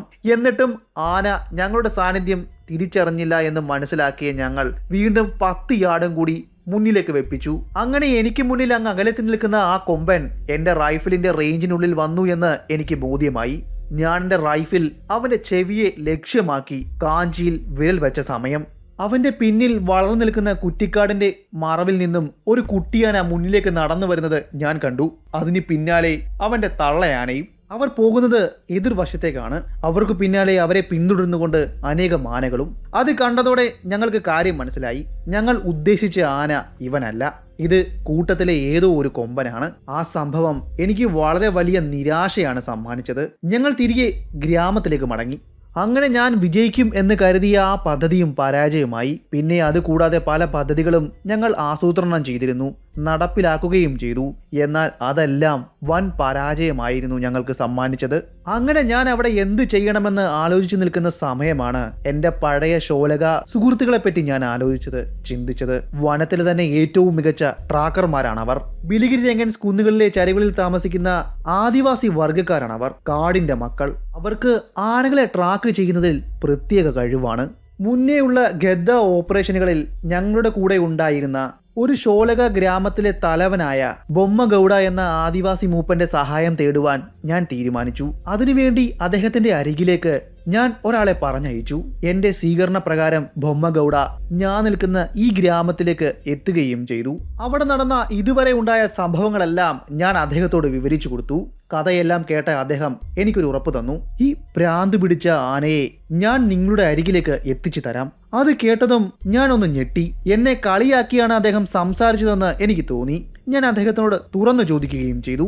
അത് കേട്ട ബൊമ്മഗൌഡ എന്നോട് ഒരാഴ്ചത്തെ സമയം ചോദിച്ചു. ഒരാഴ്ചയ്ക്കുള്ളിൽ അദ്ദേഹം ആനയെ എന്റെ അരികിലേക്ക് കൊണ്ടുതരാമെന്ന് ഉറപ്പ് നൽകി. എന്നുവെച്ചാൽ എനിക്ക് വെടിവെക്കാൻ പാകത്തിന് ആനയെ എന്റെ അരികിലേക്ക് എത്തിക്കാമെന്ന്. ഇത് കേട്ട് എന്റെ കൂടെ അവിടെ ഉണ്ടായിരുന്ന ലോക്കൽ ശിക്കാരികളെല്ലാം ഉച്ചത്തിൽ അദ്ദേഹത്തെ കളിയാക്കി തന്നെ ചിരിച്ചു. ഈ പ്രദേശത്തെ കാടുകൾ അവർക്ക് അവരുടെ കൈരേഖ പോലെ തിട്ടമാണ്. അത്രയും തിട്ടമായ അവർ വിചാരിച്ചിട്ട് പോലും ആനയെ പിടിക്കുവാൻ സാധിച്ചില്ല. പിന്നെയാണ് ഈ ബൊമ്മഗൌഡ എന്ന അർത്ഥത്തിലായിരുന്നു അവർ പൊട്ടിച്ചിരിച്ചത്. അവരെ തെറ്റു പറഞ്ഞിട്ടും ഒരു കാര്യവുമില്ലല്ലോ. എന്നാൽ എനിക്ക് അദ്ദേഹത്തിന്റെ കഴിവ് നല്ല പോലെ അറിയാമായിരുന്നു. അതുകൊണ്ട് എനിക്ക് അദ്ദേഹത്തെ വിശ്വാസവുമാണ്. കുറച്ച് ദിവസങ്ങൾക്ക് ശേഷം ബൊമ്മഗൌഡ പറഞ്ഞയച്ച ഒരു ശോലകൻ എന്നെ കാണുവാനെത്തി.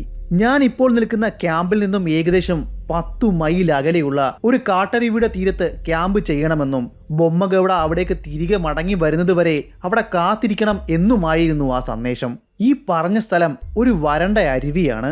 അതിന് ഇരു കരകളിലുമായി പാറക്കല്ലുകളും ഉയർന്ന മൺതിട്ടുകളുമാണ്. ഏകദേശം 10 അടി ഉയരത്തിൽ വരെ അവ നിൽക്കുന്നു. ഈ അരുവിക്ക് ഏകദേശം 15 അടി വീതി മാത്രമാണുള്ളത്. അതും മാത്രമല്ല, അതിനാൽ തന്നെ ഏതെങ്കിലും ഒരു ജീവി മറുകരയിൽ നിന്നും അരുവിയിലേക്ക് സമീപിച്ചാൽ അവയെ വളരെ വ്യക്തമായി തന്നെ കാണുവാൻ സാധിക്കും. യാതൊരു തടസ്സവുമില്ല. അങ്ങനെയുള്ള ആ അരുവിയുടെ കരയിൽ നിന്നും ഏകദേശം 1 മൈൽ മാറി ഞങ്ങൾ ക്യാമ്പ് ചെയ്തു. ഞാൻ മാത്രമായിരുന്നില്ല, എൻ്റെ കൂടെ 2-3 ശിക്കാരികളും ഉണ്ടായിരുന്നു. ബൊമ്മഗൌഡയുടെ സിഗ്നൽ കിട്ടുന്ന സമയം അരുവിയുടെ കരയിൽ ഞാൻ ഉണ്ടാകണമെന്നും അരുവിൽ നിലത്ത് കിടക്കണമെന്നും എന്റെ തല അരുവിയുടെ വലത്തെ കരയ്ക്ക് സമാന്തരമായി പിടിക്കണമെന്നും അദ്ദേഹം എന്നോട് പറഞ്ഞിരുന്നു. ഞാൻ അരുവിയുടെ തീരത്ത് തോക്കും കൊണ്ട് നിൽക്കുകയാണെങ്കിലും അതുമല്ല മരത്തിന് മുകളിൽ ഏറുമാടം സ്ഥാപിച്ച് അതിലിരിക്കുകയാണെങ്കിലോ ആനയ്ക്ക് ദൂരെ നിന്ന് തന്നെ എന്റെ ഗന്ധം മനസ്സിലാക്കുവാൻ സാധിക്കും. അതിനാൽ അങ്ങനെയൊന്നും ചെയ്യരുതെന്ന് ബൊമ്മഗൌഡ മുന്നേ എനിക്ക് നിർദ്ദേശം നൽകിയിരുന്നു. അങ്ങനെ ഞങ്ങൾ ആ ക്യാമ്പിൽ 2 ദിവസം തള്ളി നീക്കി. 2ാമത്തെ ദിവസം അതിരാവിലെ തന്നെ ബൊമ്മഗൌഡ എന്നെ കാണുവാൻ വേണ്ടി ക്യാമ്പിലെത്തി. രാവിലെ ഏകദേശം 10 മണിയാകുന്നതോടെ ആന അരുവിയുടെ കരയിലെത്തുമെന്നും അതിനു മുന്നേ അവിടെ ചെല്ലണമെന്നുമായിരുന്നു അദ്ദേഹം എന്നോട് പറഞ്ഞത്. അവിടെ ആനയ്ക്ക് വേണ്ടി കാത്തു നിൽക്കുന്ന സമയം അനങ്ങുകയോ ശബ്ദമുണ്ടാക്കുകയോ ചെയ്യരുതെന്നും അതുപോലെ മുന്നേ ഞാൻ താങ്കളോട് പറഞ്ഞ സ്ഥലത്ത് കൃത്യമായി പോയി ഇരിക്കണമെന്നും എൻ്റെ നിർദ്ദേശങ്ങൾ അതുപോലെ തന്നെ പാലിക്കണമെന്നും അദ്ദേഹം പറഞ്ഞു. അതുപോലെ ബൊമ്മഗൌഡ ഒരു കാര്യം കൂടെ പറഞ്ഞു. അയാൾ അരുവിയുടെ മറുകരയിൽ ആനയുടെ നീക്കങ്ങളെല്ലാം നിരീക്ഷിച്ചുകൊണ്ട് എവിടെങ്കിലും ഇരിക്കുന്നുണ്ടായിരിക്കുമെന്നും പറഞ്ഞു. മുന്നേ ശോലക എനിക്ക് കാട്ടിത്തന്ന അരുവിയുടെ കരയിലെ ഒരു മണൽത്തിട്ടയ്ക്ക് പിന്നിൽ ഞാൻ ആനയ്ക്ക് വേണ്ടി കാത്തിരുന്നു. എൻ്റെ കൂടെ മറ്റൊരു ശിക്കാരി കൂടി ഉണ്ടായിരുന്നു. സമയം ഏകദേശം 9:30 കഴിഞ്ഞു കാണും. വലിയൊരു കൊമ്പൻ അരുവിയുടെ മറുകരയിലെ വനത്തിലൂടെ പതിയെ സഞ്ചരിച്ച് അരുവിക്ക് അരികിലേക്ക് വരുന്നത് ഞങ്ങൾക്ക് കാണുവാൻ സാധിച്ചു. അവന്റെ തുമ്പിക്കൈയുടെ അഗ്രം ഏകദേശം നിലത്ത് മുട്ടിയിരുന്നു. അവൻ വളരെ ശ്രദ്ധാപൂർവം മണം പിടിച്ചുകൊണ്ടാണ് മുന്നിലേക്ക് നടന്നു വരുന്നത്. അവൻ നടന്നു വരുന്നതിന്റെ കൂടെ ഇടയ്ക്കിടയ്ക്ക് നിന്ന് അവന്റെ തുമ്പിക്കൈ മുകളിലേക്ക് ഉയർത്തി വലത്തു നിന്നും ഇടത്തു നിന്നും മണം പിടിച്ച് അവന് അപരിചിതമായ എന്തെങ്കിലും ഗന്ധം കിട്ടുന്നുണ്ടോ എന്ന് ഇടയ്ക്കിടയ്ക്ക് നോക്കുന്നുണ്ടായിരുന്നു. വീണ്ടും അവൻ അവിടെ നിന്ന് കുറച്ചു ദൂരം കൂടി മുന്നിലേക്ക് പോയി വീണ്ടും പരിശോധിക്കുന്നു. അങ്ങനെ പരിശോധിച്ചാണ് അവൻ മുന്നിലേക്ക് നടന്നു വരുന്നത്. അവന്റെ ഈ മട്ടും ഭാവത്തിൽ നിന്നും തന്നെ ഞങ്ങൾ ഉദ്ദേശിച്ച ആന ഇവൻ തന്നെയാണെന്ന് ഞങ്ങൾ ഉറപ്പിച്ചു. ആന ഏകദേശം നടന്ന് അരുവിയുടെ തീരത്തേക്ക് അടുക്കാറായി. ഞാൻ ഇഷ്ടപ്പെടുന്നത് ആനയുടെ ചെവിക്ക് പിന്നിലെ മർമ്മത്തിലേക്ക് നിറയൊഴിക്കുവാനാണ്. എന്നാൽ ഇപ്പോൾ ആന നടന്നു വരുന്നത് എനിക്ക് നേരെയാണ്. അതിനാൽ തന്നെ അങ്ങനൊരു ഷോട്ട് എനിക്ക് എടുക്കുവാൻ സാധിക്കില്ല. ഞാൻ എൻ്റെ തോക്ക് ചൂണ്ടിയത് ആനയുടെ മസ്തകത്തിലേക്കായിരുന്നു. എൻ്റെ തോക്കിൻ കുഴൽ അവന് മസ്തകത്തിന് നേരെ നീണ്ടു. പതുക്കെ നടന്ന് അരുവിയുടെ അരികിലെത്തിയ അവൻ ഒരു നിമിഷം നിന്നു. പിന്നെ ഞാൻ ഒരു നിമിഷം പോലും പാഴാക്കാതെ എൻ്റെ കാഞ്ചി വലിച്ചു. എൻ്റെ തോക്കിൽ നിന്നും തിര പാഞ്ഞു. എന്നാൽ കൃത്യസമയത്ത് തന്നെ അവൻ അവൻ്റെ തല ഉയർത്തിയിരുന്നു. എൻ്റെ തിര തറച്ചത് അവൻ്റെ മസ്തകത്തിലായിരുന്നില്ല. അതിനാൽ തന്നെ ഞാൻ ലക്ഷ്യം വെച്ച ഭാഗത്തു നിന്നും 6 ഇഞ്ച് താഴെ അവൻ്റെ തലയോട്ടിയുടെ കട്ടിയുള്ള ഭാഗത്തിലായിരുന്നു എൻ്റെ വെടിയുണ്ട വന്ന് തറച്ചത്. പിന്നെ രണ്ടാമത്തെ ഒരു ഷോട്ട് കൂടി എനിക്ക് എടുക്കുവാൻ സമയം ലഭിച്ചില്ല. അവൻ വലിയൊരു അലർച്ച അലറിക്കൊണ്ട് ഞങ്ങൾക്കരികിലേക്ക് ഓടിയെത്തുകയായിരുന്നു. അവന്റെ അതിവേഗം നടത്തിയ ആ ചാർജിൽ അവന്റെ മുന്നിലുണ്ടായിരുന്ന അരുവിയെപ്പോലും അവൻ ഗൗനിച്ചില്ല. അവൻ വളരെ പെട്ടെന്ന് തന്നെ അരുവിയുടെ മറുകരയിലേക്ക് എത്തി. അവൻ അതേ വേഗത്തിൽ തന്നെ ഞങ്ങളിരുന്ന തിട്ടയിലേക്ക് ഇടിച്ചു കയറി. അവന്റെ ശക്തമായ ഇടിയിൽ ഞങ്ങളിരുന്ന ഭാഗത്തെ മണ്ണ് ഇടിഞ്ഞ് താഴേക്ക് വീണു. ഭൂമിയൊന്ന് പ്രകമ്പനം കൊണ്ടു. ആ ഇടിയിൽ ഞാനും എന്റെ കൂടെ ഉണ്ടായിരുന്ന ശിക്കാരിയും തെറിച്ച് അരുവിയിലേക്ക് വീണു. ഞങ്ങളുടെ കൈവശത്ത് നിന്നും ഞങ്ങളുടെ തോക്ക് ദൂരേക്ക് തെറിച്ചു പോയിരുന്നു. ആനയുടെ ഇടിയിലും ബഹളത്തിലും അവിടെ ഉണ്ടായ പൊടി പടലത്തിൽ നിന്നും ചാടി എഴുന്നേറ്റ് ഞങ്ങളുടെ ജീവനും കയ്യിൽ പിടിച്ചുകൊണ്ട് അരുവിയിലൂടെ മുകൾ ഭാഗം ലക്ഷ്യമാക്കി ഓടി. അരുവിയിലെ കരയിലെ ഏതെങ്കിലും ഒരു ഉയരം കുറഞ്ഞ ഭാഗത്ത് വെച്ച് മുകളിലേക്ക് ഞങ്ങൾക്ക് കയറാൻ സാധിച്ചില്ല എങ്കിൽ ഞങ്ങളെ ആന ഇവിടെ ഇട്ട് കൊല്ലുമെന്ന് ഞങ്ങൾക്കറിയാമായിരുന്നു. ഞങ്ങൾ കഴിയുന്നത്ര വേഗത്തിൽ ഞങ്ങളുടെ ജീവൻ സംരക്ഷിച്ചു പിടിക്കുവാൻ വേണ്ടി അരുവിയിലെ ഉരുണ്ട പാറകളിൽ ചവിട്ടി മുന്നിലോട്ട് കുതിച്ചോടി. ഞാൻ പരിഭ്രാന്തനായി ഓടുന്നതിന്റെ കൂട്ടത്തിൽ ഇരു കരയും പരിശോധിക്കുന്നുണ്ടായിരുന്നു. പൊക്കം കുറഞ്ഞ എന്തെങ്കിലും ഭാഗം ഞങ്ങൾക്ക് വളരെ പെട്ടെന്ന് ഓടിക്കേറുവാൻ പറ്റുന്ന പാകത്തിന് ഉണ്ടോ എന്ന്. അങ്ങനെ ഞങ്ങൾ തിടുക്കത്തിൽ മുന്നിലേക്ക് ഓടുന്ന സമയം ഞങ്ങളുടെ പിന്നിൽ നിന്നും ഞങ്ങൾ നേരത്തെ ഇരുന്ന ഭാഗത്തു നിന്നും വലിയൊരു ശബ്ദം ഞങ്ങൾ കേട്ടു. അവിടേക്ക് ഞങ്ങൾ തിരിഞ്ഞു നോക്കി. ഞങ്ങൾ ഇരുന്നിരുന്ന മൺതിട്ട പൂർണ്ണമായും ആന ഇടിച്ചു താഴെ കിട്ടിരുന്നു. ആ മൺതിട്ട ഇടിഞ്ഞു വീണ ശബ്ദമാണ് ഞങ്ങൾ കേട്ടത്. ആ തിട്ട ഇടിച്ചിട്ട ശേഷം ഞങ്ങൾ അവിടെ ഇല്ല എന്ന് മനസ്സിലാക്കിയ ആന ഞങ്ങൾ ഓടുന്ന ശബ്ദം കേട്ട് ഞങ്ങളുടെ നേരെ അവൻ തിരിഞ്ഞു. ഞങ്ങളുടെ നേർക്ക് അവൻ കുതിച്ചോടി വന്നു. എന്റെ കൂടെ വന്ന ശിക്കാരി മുന്നിലും ഞാൻ പിന്നിലും എന്ന ക്രമത്തിലായിരുന്നു ഞങ്ങൾ ഓടിക്കൊണ്ടിരുന്നത്. ഞങ്ങളുടെ പിന്നാലെ ആ കൊലകൊമ്പനും. ഞങ്ങൾക്ക് മുന്നിൽ ഏകദേശം 20 യാർഡ് അകലെ അരുവിയിലേക്ക് ചാഞ്ഞു കിടക്കുന്ന ഒരു മരക്കൊമ്പ് ആ ശിക്കാരി കണ്ടു. അവൻ ഓടി അതിൽ പിടിച്ചു കയറി. നിമിഷങ്ങൾ കൊണ്ട് തന്നെ അവൻ കരയിലേക്കുമെത്തി. അയാൾ ആ തിട്ടയുടെ മുകളിൽ കയറി നിന്നുകൊണ്ട് വേഗത്തിൽ ഓടി വരാൻ എന്നോട് പറഞ്ഞു. ഞാൻ ആവും വേഗം അയാളുടെ അരികിലേക്ക് കുതിച്ചോടി. എന്നാൽ എത്ര ശ്രമിച്ചിട്ടും എനിക്ക് വേഗത കൈവരിക്കുവാനായില്ല. ആന എന്റെ തൊട്ടു പിന്നാലെ. ഒരു നിമിഷം ഗ്രാമീണരും മറ്റു വേട്ടക്കാരും ഗാർഡും പറഞ്ഞ കഥയാണ് എൻ്റെ മനസ്സിലേക്ക് ഓടിയെത്തിയത്. ആനയെ പിടിച്ചിട്ട ആനയുടെ കൂട്ടിലേക്ക് ആദ്യം ഇവനെ വെടിവെക്കാൻ പോയ ആ ശിക്കാരിയുടെ അനുഭവമാണ് ആ സമയം എനിക്ക് ഓർമ്മ വന്നത്. അവനെ ആന വലിച്ചു കീറി എറിഞ്ഞതുപോലെ എന്നെയും വലിച്ചു കീറി എറിയുമെന്നാണ് ഞാൻ കരുതിയത് എന്ന ചിന്തയിലാണ് ഞാൻ മുന്നോട്ട് പിന്നെ കുതിച്ചത്. ഞാൻ തിട്ടയുടെ അരികിലെത്തി. പെട്ടെന്ന് കരയിൽ നിന്നും ഒരു കൈ എൻ്റെ നേരെ നീണ്ടുവന്നു. ഞാൻ മുഖമുയർത്തി അയാളെ ഒന്ന് നോക്കി. എല്ലാം വളരെ പെട്ടെന്നായിരുന്നു. അത് ബൊമ്മഗയുടെ ആയിരുന്നു. വളരെ പെട്ടെന്ന് തന്നെ അയാൾ എന്നെ അരുവിയിൽ നിന്നും വലിച്ച് കരയിലെത്തിച്ചു. എങ്ങനെ ഞാൻ കരയിലേക്ക് കയറിയെന്ന് കരയിലെത്തിക്കഴിഞ്ഞും എനിക്ക് മനസ്സിലായില്ല. അതിസാഹസികമായി തൻ്റെ ജീവൻ പണയം വെച്ചാണ് ബൊമ്മഗൗഡ എന്നെ രക്ഷിച്ചത്. ഞാൻ അരുവിയുടെ കരയിലേക്ക് വലിഞ്ഞു കയറിയതിൻ്റെ തൊട്ടു പിന്നാലെ തന്നെ ആ കൊലകൊമ്പൻ ഒരു വലിയ കൊലവിളിയോടെ അരുവിക്ക് മുകളിലേക്ക് നടന്നു കയറുവാൻ തുടങ്ങി. എന്നാൽ ഞങ്ങൾക്കൊന്നും ചെയ്യുവാൻ കഴിഞ്ഞില്ല. കാരണം ഞങ്ങൾ നിരായുധരാണ്. ഞങ്ങളുടെ കൈവശം തോക്കുണ്ടായിരുന്നില്ല. അങ്ങനെ ഞങ്ങൾ അവിടെ നിന്ന സമയം ബൊമ്മഗൗഡയുടെ അനുയായിയായ ഷോലക ഞങ്ങളുടെ നഷ്ടപ്പെട്ട തോക്കുമായി അവിടേക്ക് പാഞ്ഞെത്തി. ഞങ്ങൾ അവിടെ എത്തുന്നതിന് മുന്നേ ഞങ്ങളുടെ തോക്കുകൾ എടുക്കുവാൻ വേണ്ടി ബൊമ്മഗൗഡ തന്റെ അനുയായിയെ അവിടേക്ക് പറഞ്ഞു വിട്ടിരുന്നു. പിന്നെ ബൊമ്മഗൗഡ ഞങ്ങളോടൊരു കാര്യം പറഞ്ഞു. അരുവി മുകളിലേക്ക് പോകുമ്പോൾ ഒരു വളവുണ്ടെന്നും കാട്ടുവഴിയിലൂടെ അവിടെ കൂടിയാൽ ആന അവിടെ എത്തുന്നതിന് മുന്നേ ഞങ്ങൾക്ക് അവിടെ എത്താൻ കഴിയുമെന്നും അദ്ദേഹം ഞങ്ങളോട് പറഞ്ഞു. പിന്നെ ഒരു നിമിഷം പോലും പാഴാക്കാതെ ഞങ്ങൾ അവിടേക്ക് കുതിച്ചോടി. ആനയ്ക്ക് മുന്നിൽ ഞങ്ങൾ അവിടെ എത്തിച്ചേർന്നിരുന്നു. ചുറ്റുപാടും ഞങ്ങൾ പരിശോധിച്ചു. അവിടെ ഒരു കുറ്റിക്കാട് എൻ്റെ കണ്ണിൽപ്പെട്ടു. ഞങ്ങൾ കുറ്റിക്കാടിന് പിന്നിൽ ഞങ്ങളുടെ തോക്കുകളുമായി പതുങ്ങിയിരുന്നു. ആനയുടെ വരവിന് വേണ്ടി കാത്തിരുന്നു. അല്പസമയം ഞങ്ങൾ അവിടെ കാത്തിരുന്ന് കാണണം. അരുവിയിലെ കല്ലുകളിലൂടെ ആന അവിടേക്ക് പാഞ്ഞു വരുന്ന ശബ്ദം ഞങ്ങൾ കേട്ടു. കുറച്ച് സെക്കൻഡുകൾ കഴിഞ്ഞു കാണണം. ആന ഞങ്ങൾക്ക് മുന്നിലെത്തി. അവന്റെ തലയിലേറ്റ മുറിവിൽ നിന്നും രക്തം മുഖത്തേക്ക് ഒലിച്ചിറങ്ങുകയാണ്. ഞാൻ എൻ്റെ റൈഫിൽ അവന് നേരെ ചൂണ്ടി. അവനിപ്പോൾ എനിക്ക് ഏകദേശം 10 അടി അകലത്തിലാണ്. ഞാൻ സാധാരണയായി കാട്ടുകൊമ്പന്മാരെ വെടിവെച്ചിടുന്ന അതേ പൊസിഷൻ തന്നെ എനിക്ക് കിട്ടി. അതായത് ആ കാട്ടാനയുടെ ചെവിയുടെ പിൻഭാഗത്തെ മർമ്മം എനിക്കിപ്പോൾ വ്യക്തമായി തന്നെ കാണുവാൻ സാധിക്കും. അവിടേക്ക് തന്നെയാണ് എൻ്റെ തോക്കിൻ്റെ കുഴൽ ചൂണ്ടിയിരിക്കുന്നതും. പിന്നെ ഒട്ടും സമയം പാഴാക്കാതെ എൻ്റെ കൈകൾ കാഞ്ചിയെ വലിച്ചു. ഒരു ഗർജനത്തോടെ എൻ്റെ തിര അവന് നേരെ പാഞ്ഞു. ഇത്തവണ കൃത്യം ലക്ഷ്യത്ത് തന്നെയാണ് വെടിയുണ്ട തറച്ചു കയറിയത്. അവന്റെ ചെവിയിലെ മർമ്മത്തിലേക്ക് എൻ്റെ തിര തുളച്ചു കയറി. കൃത്യസ്ഥാനത്ത് തിര കയറിയതും അവൻ നിലത്തേക്ക് ചരിഞ്ഞു വീണു. അവന്റെ രക്തം ആ അരുവിയിലേക്ക് ഒലിച്ചിറങ്ങി. അങ്ങനെ കൊല്ലകളിലെ മലനിരകളെ വിറപ്പിച്ച, വനത്തെ വിറപ്പിച്ച, ഗ്രാമങ്ങളെ മുഴുവൻ വിറപ്പിച്ച ഒറ്റയാനായ ആ കൊലകൊമ്പനെ അതിസാഹസികമായി തന്നെ കൊന്നിരിക്കുന്നു. അവനെ യമലോകത്തേക്ക് തന്നെ പറഞ്ഞയച്ചിരിക്കുന്നു. വനത്തിലെ ആദിവാസികൾക്ക് ആനകളെ ആകർഷിച്ച് വാരിക്കുഴിയിലേക്ക് വീഴ്ത്തുവാൻ അറിയുന്ന പല തന്ത്രങ്ങളും അറിയാം. അതിലേതെങ്കിലും ഒരു തന്ത്രമായിരിക്കാം ബൊമ്മഗൗഡ ഇവിടെ ഉപയോഗിച്ചത്. മുതുമലയിലെ മോയാർ നദിയുടെ തീരത്താണ് ശിവകാരയം എന്ന ഈ ഗ്രാമം സ്ഥിതി ചെയ്യുന്നത്. നമ്മൾ കഥയുടെ തുടക്കത്തിൽ പറഞ്ഞതുപോലെ തന്നെ വനത്താൽ ചുറ്റപ്പെട്ട ഒരു ഗ്രാമമാണ്. അതുപോലെ അവിടുത്തെ ആളുകളുടെ പ്രധാന ഉപജീവന മാർഗം കൃഷിയും കന്നുകാലി വളർത്തലും കച്ചവടവും ഒക്കെയാണ്. അവിടുത്തെ ആളുകൾ പ്രധാനമായി ആശ്രയിക്കുന്നത് വനത്തെയും അതുപോലെ അവിടെ കൂടെ ഒഴുകുന്ന നദിയെയുമാണ്. ജലത്തിനും അവരുടെ പാചക ആവശ്യത്തിനും വേണ്ടിയുള്ള വിറകുകളും മറ്റും ശേഖരിക്കുവാൻ. ഇന്ന് ഈ സ്ഥലം മുതുമല റിസർവ് ഫോറസ്റ്റിന്റെ ഭാഗമാണ്. ശിവകാരം എന്ന ഈ ഗ്രാമം വനത്താൽ ചുറ്റപ്പെട്ട് കിടക്കുന്ന ഒരു ഭാഗമായതുകൊണ്ട് തന്നെ ഇവിടെ സ്ഥിരമായി വന്യജീവികളുടെ ആക്രമണം ഉണ്ടാകാറുണ്ട്. കടുവകളുടെയും പുലികളുടെയും കാട്ടാനകളുടെയും മയിലുകളുടെയും കുരങ്ങന്മാരുടെയും എന്നുവേണ്ട സർവ്വ വന്യജീവികളുടെയും ആക്രമണം ഉണ്ടാകുന്ന ഒരു ഗ്രാമമായിരുന്നു അത്. കൃഷിയിടത്തെയും കൃഷികളെയും എല്ലാം അത് സാരമായി ബാധിക്കുകയും ചെയ്യുന്നുണ്ടായിരുന്നു. എന്നിരുന്നാലും വനത്തിന്റെയും പ്രകൃതി ഭംഗിയാലും അതിസമ്പന്നമായ ഒരു ഗ്രാമമായിരുന്നു അത്. വന്യജീവികളുടെ ശല്യം ഒഴിച്ചു നിർത്തിയാൽ വളരെ സന്തോഷത്തോടെ തന്നെയായിരുന്നു അവിടുത്തെ ആളുകൾ ജീവിച്ചു പോന്നത്.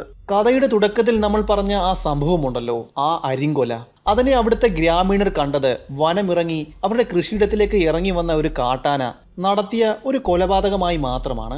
അവന്റെ ആ കൊലയ്ക്ക് ശേഷം അവൻ തിരികെ വനത്തിലേക്ക് പോകുകയും ചെയ്തു. അതിനാൽ തന്നെ ആയിരിക്കാം അവിടുത്തെ ആളുകൾ അത് കാര്യമാക്കി എടുക്കാഞ്ഞത്. വീണ്ടും അവിടുത്തെ ഗ്രാമീണരുടെ ജീവിതം പഴയ പോലെ ആകുകയായിരുന്നു. എന്നാൽ 2 ആഴ്ചകൾക്കപ്പുറം കാട്ടാനയുടെ മറ്റൊരു ആക്രമണം അവിടെ അരങ്ങേറി. ഒരു മനുഷ്യന്റെ ജീവൻ പിടഞ്ഞു പോകുന്നതിന്റെ ഹരം അപ്പോഴേക്കും അവനെ മത്തു പിടിപ്പിച്ചു കഴിഞ്ഞിരിക്കണം. അവൻ ആ ഹരം തേടി വീണ്ടും വനമിറങ്ങിയതായിരിക്കണം. അങ്ങനെ ആ കൊലയാളി ഗ്രാമത്തിലേക്ക് അവന്റെ അഴിഞ്ഞാട്ടം അഴിച്ചുവിട്ടു. അവന്റെ 2ാമത്തെ ആക്രമണം ഉണ്ടായത് ഗ്രാമത്തിന്റെ കിഴക്ക് ഭാഗത്തെ കൃഷിയിടത്തിലായിരുന്നു. കൃഷിയിടത്തിന്റെ ഒത്ത നടുവിലായി ഒരു ഏറുമാടം ഉണ്ടായിരുന്നു. നമ്മൾ ആദ്യം പറഞ്ഞ ആ ഏറുമാടത്തിന്റെ അത്രയും പൊക്കമൊന്നും ആ ഏറുമാടത്തിന് ഉണ്ടായിരുന്നില്ല.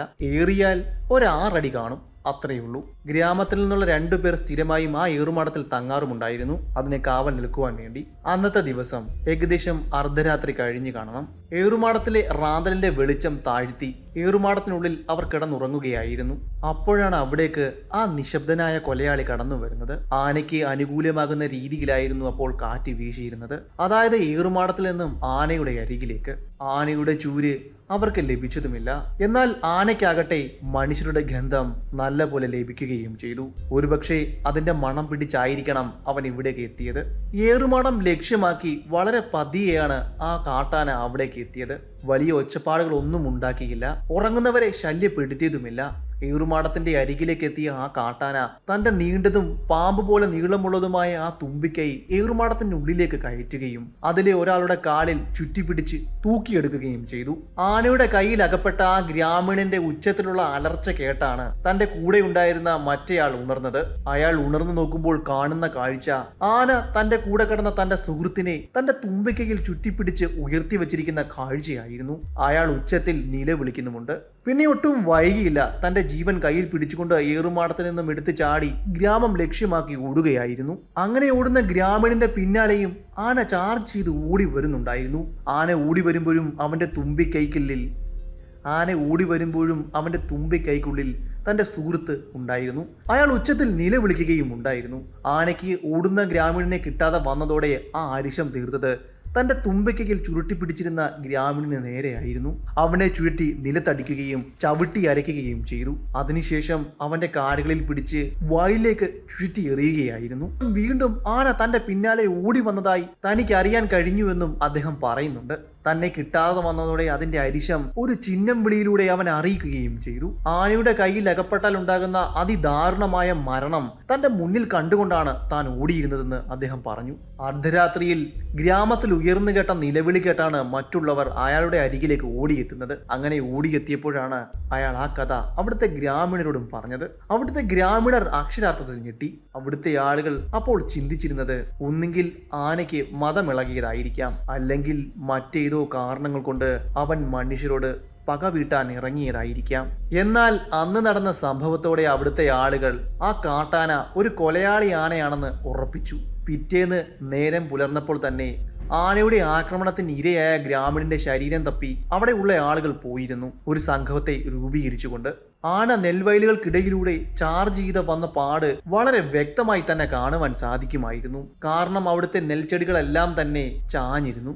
അങ്ങനെ അവിടുത്തെ ആളുകൾ സംഭവം നടന്ന സ്ഥലത്ത് എത്തിച്ചേർന്നു. അവിടെ അവർക്ക് വ്യക്തമായി തന്നെ കാണുവാൻ സാധിച്ചു ആന ഏറുമാടത്തിലുണ്ടായിരുന്ന അയാളെ ചെയ്ത ആ കൊടും ക്രൂരതകളെല്ലാം. ആ നെൽവയലിലെ ചെളിയുമായി ചോര കൂട്ടിക്കുഴഞ്ഞു കടന്നിരുന്നു. അവിടെ നിന്ന് ഏകദേശം 10 അടി മാറി അയാളുടെ ചിന്നിച്ചിതറിച്ച ശരീരവും അവർക്ക് കണ്ടെത്തുവാൻ സാധിച്ചു. അയാളുടെ മുഖം വ്യക്തമല്ലായിരുന്നു, വികൃതമായിരുന്നു. ആന അത് ചവിട്ടി അരച്ചു കഴിഞ്ഞിരുന്നു. കാലുകളും വാരിയലുകളും നട്ടലുകളും പൂർണ്ണമായി തകർന്നു. ശരീരം ചുരുണ്ടുകൂടിയ അവസ്ഥയിലായിരുന്നു അവർ കണ്ടെത്തിയത്. പിന്നെ ഒട്ടും വൈകാതെ തന്നെ ഈ കാട്ടാനയുടെ ശല്യം അവിടുത്തെ ഫോറസ്റ്റ് ഓഫീസറെ അവർ അറിയിച്ചു. ഫോറസ്റ്റ് ഓഫീസർ വഴി മുതുമല വനംവകുപ്പ് ഉദ്യോഗസ്ഥനെയും അവർ അത് അറിയിക്കുകയുണ്ടായി. എന്നാൽ അവിടുത്തെ ഗ്രാമീണർക്ക് ആശ്വാസമുണ്ടാക്കുന്ന ഒരു കാര്യവും അവരുടെ ഭാഗത്തു നിന്നും ഉണ്ടായില്ല. കാരണം മറ്റൊന്നുമല്ല, ആനകളെ വെടിവെക്കുന്നതിന് കർശനമായ നിയന്ത്രണം അവിടെ ഉണ്ടായിരുന്നു. വനമിറങ്ങി കൃഷിയിടത്തിലേക്ക് കൃഷി നശിപ്പിക്കാൻ വരുന്ന കാട്ടാനകളെ കൊല്ലുവാൻ അവർക്ക് ഒരുപാട് പരിമിതികൾ ഉണ്ടായിരുന്നു. അങ്ങനെ വരുമ്പോൾ അവിടുത്തെ പല ഗ്രാമങ്ങളിലെയും ഗ്രാമീണർ ഇങ്ങനെ പല കഥകളും ഉണ്ടാക്കി ആനകളെ കൊല്ലുവാനുള്ള ഉത്തരവ് നേടിയെടുക്കുകയുണ്ടായിരുന്നു. അതിനാൽ തന്നെ അതിലെ സത്യാവസ്ഥ മനസ്സിലാക്കുവാൻ വേണ്ടി 2 വനംവകുപ്പ് ഉദ്യോഗസ്ഥരെ ആ ഗ്രാമത്തിലേക്ക് അയച്ചു.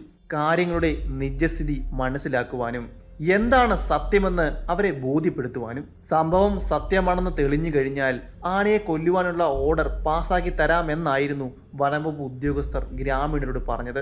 അത് അവിടെ ഒരു പ്രക്ഷോഭത്തിന് കാരണമാകുന്നുണ്ട്. എന്നാൽ അതിനെ ഒന്നും അവിടുത്തെ ഉദ്യോഗസ്ഥർ വകവെച്ചില്ല. തെപ്പക്കാട് തൊരപ്പള്ളി റോഡ് അവന്റെ വിഹാര കേന്ദ്രമായി മാറുകയായിരുന്നു. തൊരപ്പള്ളിയിൽ നിന്നും കാരക്കുടിയിലേക്കും കാരക്കുടിയിൽ നിന്നും തെപ്പക്കാടേക്കും പോകുന്ന ആളുകളെ അവൻ ആക്രമിക്കാറുണ്ടായിരുന്നു. പലരും ഭയം കൊണ്ട് എവിടോട്ടെന്നില്ലാതെ ഓടിപ്പോകുമായിരുന്നു. അതുവഴി പോകുന്ന വാഹനങ്ങളെയും കാളവണ്ടികളെയും അവൻ ഭയപ്പെടുത്തി ആക്രമിച്ചു. വഴിയാത്രക്കാരെ അവൻ കൊലപ്പെടുത്തി. അവന്റെ 3ാമത്തെ കൊലപാതകം അരങ്ങേറുന്നത് കാരക്കുടിയിൽ നിന്നും തെപ്പക്കാട്ട് റോഡിലൂടെ സഞ്ചരിച്ചു കൊണ്ടിരിക്കുന്ന 2 കാൽനടക്കാർക്ക് നേരെയാണ്. ഒരാൾക്ക് ഏകദേശം 50-നോടടുത്ത് പ്രായമുണ്ട്, മറ്റേയാൾക്ക് 30-നോടും. 2 പേരും കച്ചവടക്കാരാണ്. അവരുടെ കച്ചവട ആവശ്യത്തിന് വേണ്ടി അടുത്തുള്ള ഗ്രാമത്തിലേക്ക് പോയി വരുന്ന വഴിയിലാണ് കാട്ടാന അവർക്ക് നേരെ ആക്രമണം അഴിച്ചുവിട്ടത്. വരുന്നതിന് മുന്നേ തന്നെ ഇവിടെ കാട്ടാനയുടെ ശല്യമുള്ളതായി അവർക്കറിയാമായിരുന്നു. എങ്കിലും ഇത്രയും അക്രമകാരിയാണ് ആ കാട്ടാന എന്ന കാര്യം അവർക്കറിയില്ലായിരുന്നു. കാരക്കുടിയിൽ നിന്നും തൊരപ്പള്ളിയിലേക്ക് പോകുന്ന വഴിയിൽ വനത്തിലേക്ക് നീണ്ടുപോകുന്ന ഒരു ചെറു റോഡുണ്ട്.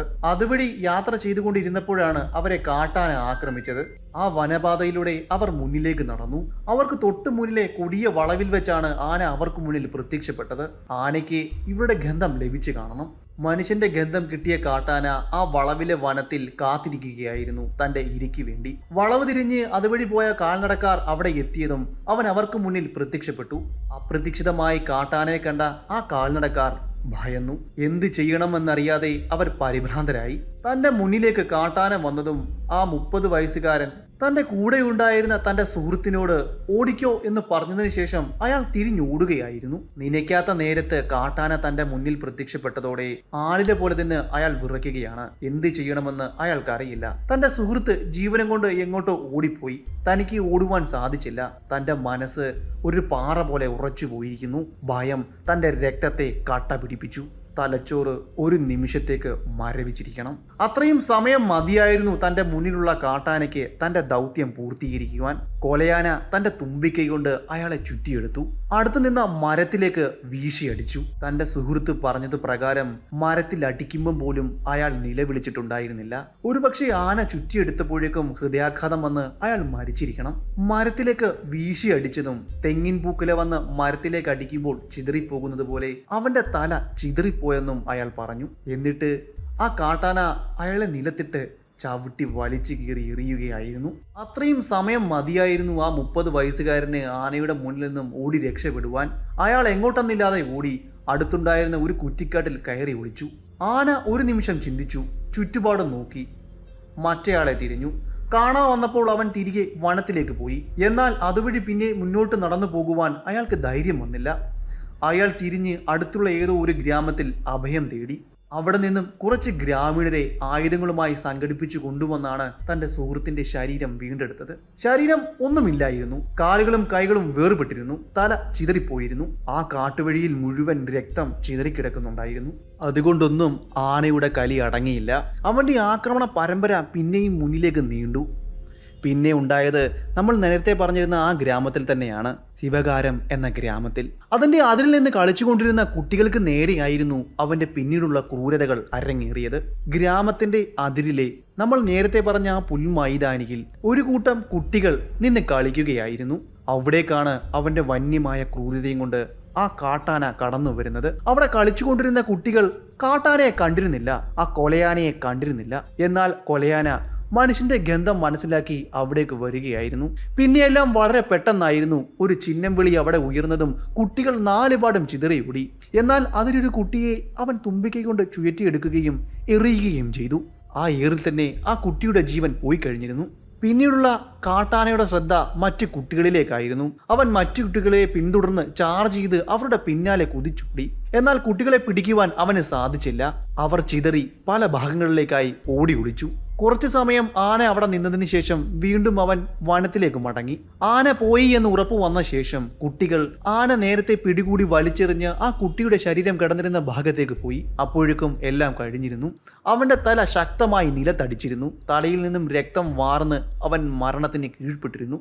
എന്നാൽ അവന്റെ ശരീരം കാട്ടാന ചവിട്ടി അരച്ചിരുന്നില്ല. എങ്കിലും അവൻ മരിച്ചു അതിദാരുണമായി. അന്ന് അവിടെ അരങ്ങേറിയ ആ സംഭവത്തിന് ശേഷം ആ ഗ്രാമം ഒരു അടച്ചിട്ട കോട്ട പോലെയായി. ഗ്രാമത്തിലെ ആരും എപ്പോൾ വേണമെങ്കിലും കൊലപ്പെടാം എന്ന സാഹചര്യം അവിടെ സംജാതമായി. തങ്ങളുടെ കൃഷിഭൂമിയിലേക്ക് പോകുവാനും അതിനെ സംരക്ഷിക്കുവാനും അതിനു വേണ്ട വളവും വെള്ളവുമെല്ലാം നൽകുവാനും അവർ ഭയപ്പെട്ടു. അവിടേക്ക് പോകുവാൻ തന്നെ അവർക്ക് ഭയമായിരുന്നു. രാത്രിയെന്നോ പകലെന്നോ ഇല്ലാതെ ആ കാട്ടാന ആ ഗ്രാമത്തെ ഭയപ്പെടുത്തി നിൽക്കുകയാണ്. അവിടുത്തെ ഓരോ ഗ്രാമീണന്റെയും മനസ്സിൽ ഭയം ഓരോ നിമിഷത്തിൽ എന്ന പോലെ ആളിക്കത്തുകയാണ്. നാളെ ആരായിരിക്കാം അവന് ഇരയായി തീരുന്നത് എന്ന ചോദ്യമായിരുന്നു അവിടുത്തെ ഓരോരുത്തരുടെയും മനസ്സിൽ ഉയർന്നു കേട്ടത്. അവൻ നേരിട്ട് ഗ്രാമത്തെയും ആക്രമിച്ചിരുന്നു. ഗ്രാമത്തിന്റെ തൊഴുത്തിലെ ഒരു കന്നുകാലിയെ അതിദാരുണമായി കുത്തിക്കൊലപ്പെടുത്തുകയും ചെയ്തു. എന്നാൽ ഇതൊന്നും ആയിരുന്നില്ല എന്നെ ഈ വേട്ടയിലേക്ക് നയിച്ചത്. ഞാൻ ഈ സംഭവങ്ങളൊന്നും അറിയുന്നുണ്ടായിരുന്നില്ല. എന്നാൽ അവിടെ നടന്ന മറ്റൊരാക്രമണം എന്നെ ഈ കഥയിലേക്ക് വലിച്ചിഴയ്ക്കുകയായിരുന്നു. ഞാൻ മുന്നേയുള്ള കഥകളിലും നിങ്ങളോട് പറഞ്ഞതാണ്, കാട്ടാനകളെ വേട്ടയാടുന്നത് എനിക്ക് വലിയ താല്പര്യമൊന്നും ഉണ്ടായിരുന്നില്ല.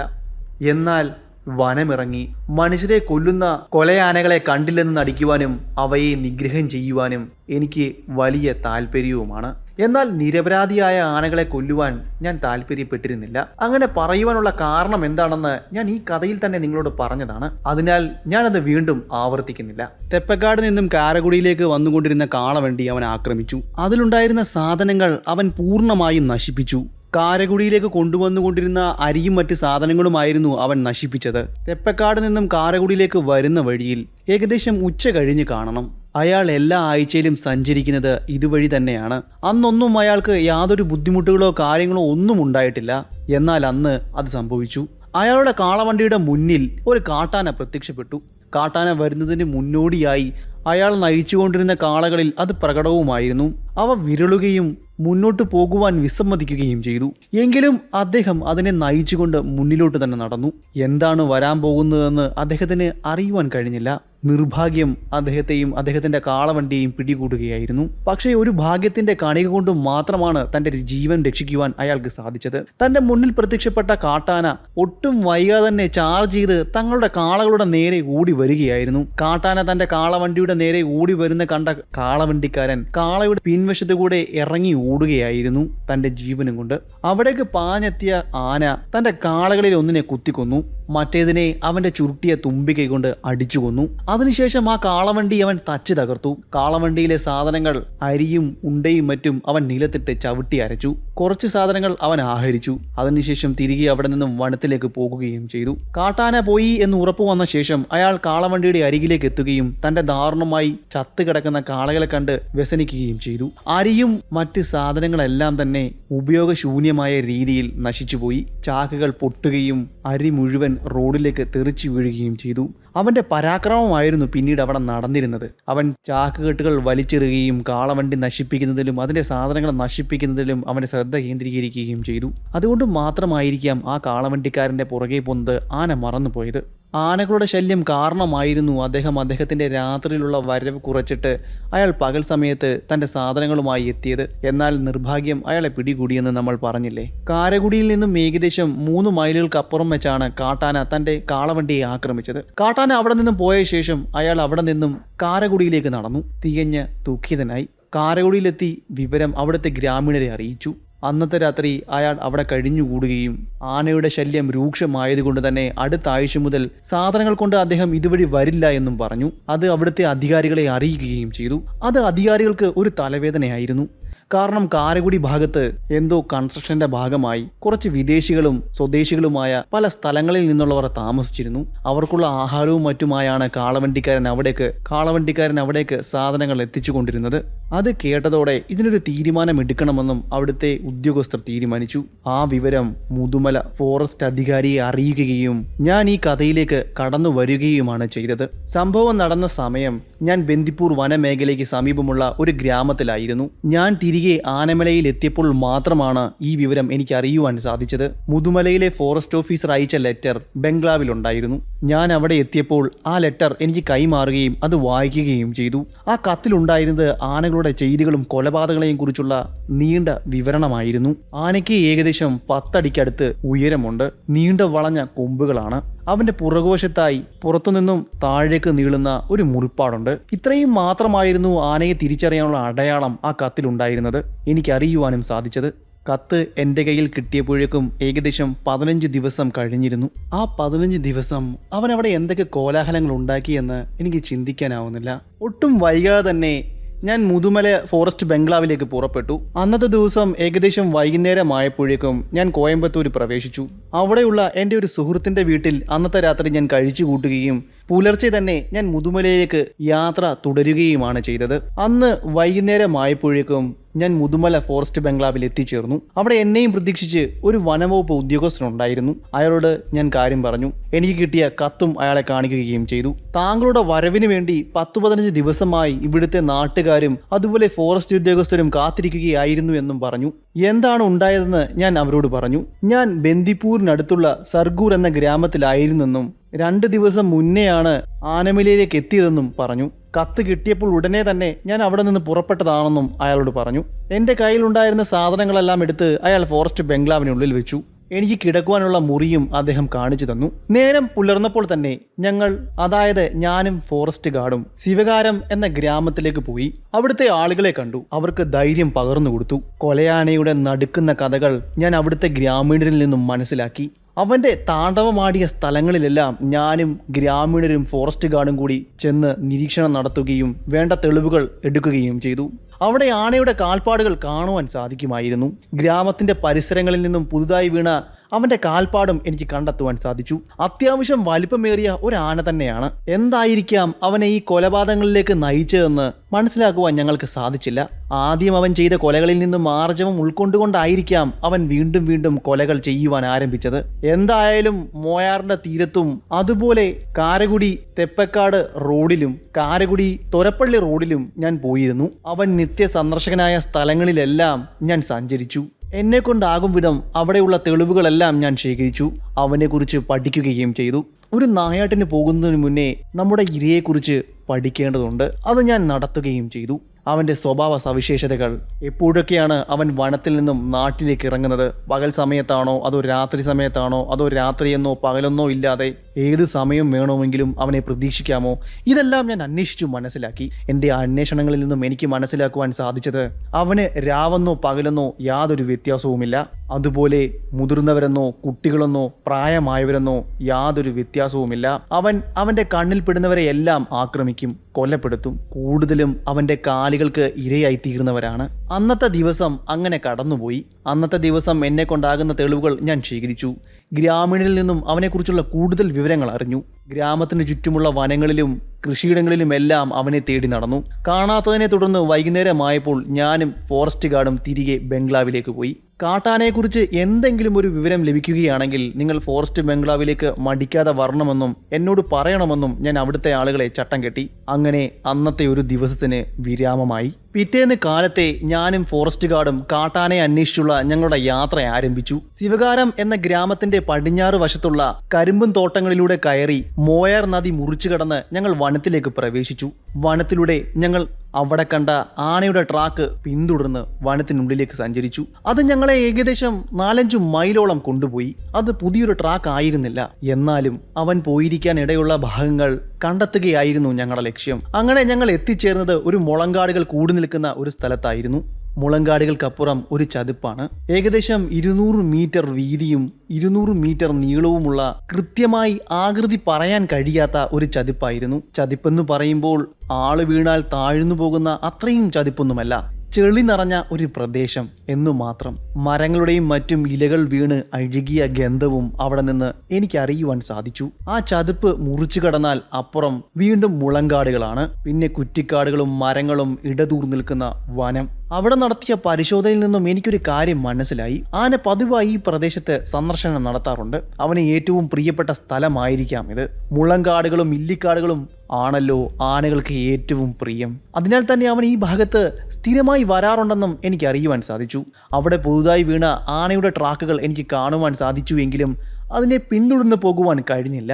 കാരണം മറ്റൊന്നുമായിരുന്നില്ല, പുല്ലുകൾ നിറഞ്ഞ ഒരു സ്ഥലത്തുകൂടിയായിരുന്നു അത് മുന്നിലേക്ക് പോയത്. പുല്ലുകൾ നിറഞ്ഞ സ്ഥലമായതുകൊണ്ട് തന്നെ ട്രാക്കുകൾ കണ്ടെത്തുവാൻ വളരെ പ്രയാസമായിരുന്നു. എങ്കിലും ഞങ്ങൾ 1/2 മൈലോളം ആ ട്രാക്കുകൾ പിൻപറ്റിപ്പോയി. പിന്നീട് അവൻ എങ്ങോട്ടാണ് പോയത്, എവിടേക്കാണ് മറഞ്ഞതൊന്നും കണ്ടെത്തുവാൻ സാധിച്ചില്ല. ഒരു പക്ഷേ ഞങ്ങൾ 1/2 മൈൽ നടന്നപ്പോൾ തന്നെ അവൻ ഏകദേശം 6-7 മൈലുകൾ പിന്നിട്ട് കാണണം. അവന്റെ യാതൊരു തെളിവുകളോ സൂചനകളോ ഒന്നും ഞങ്ങൾക്ക് വഴിയിൽ കാണുവാൻ സാധിച്ചില്ല.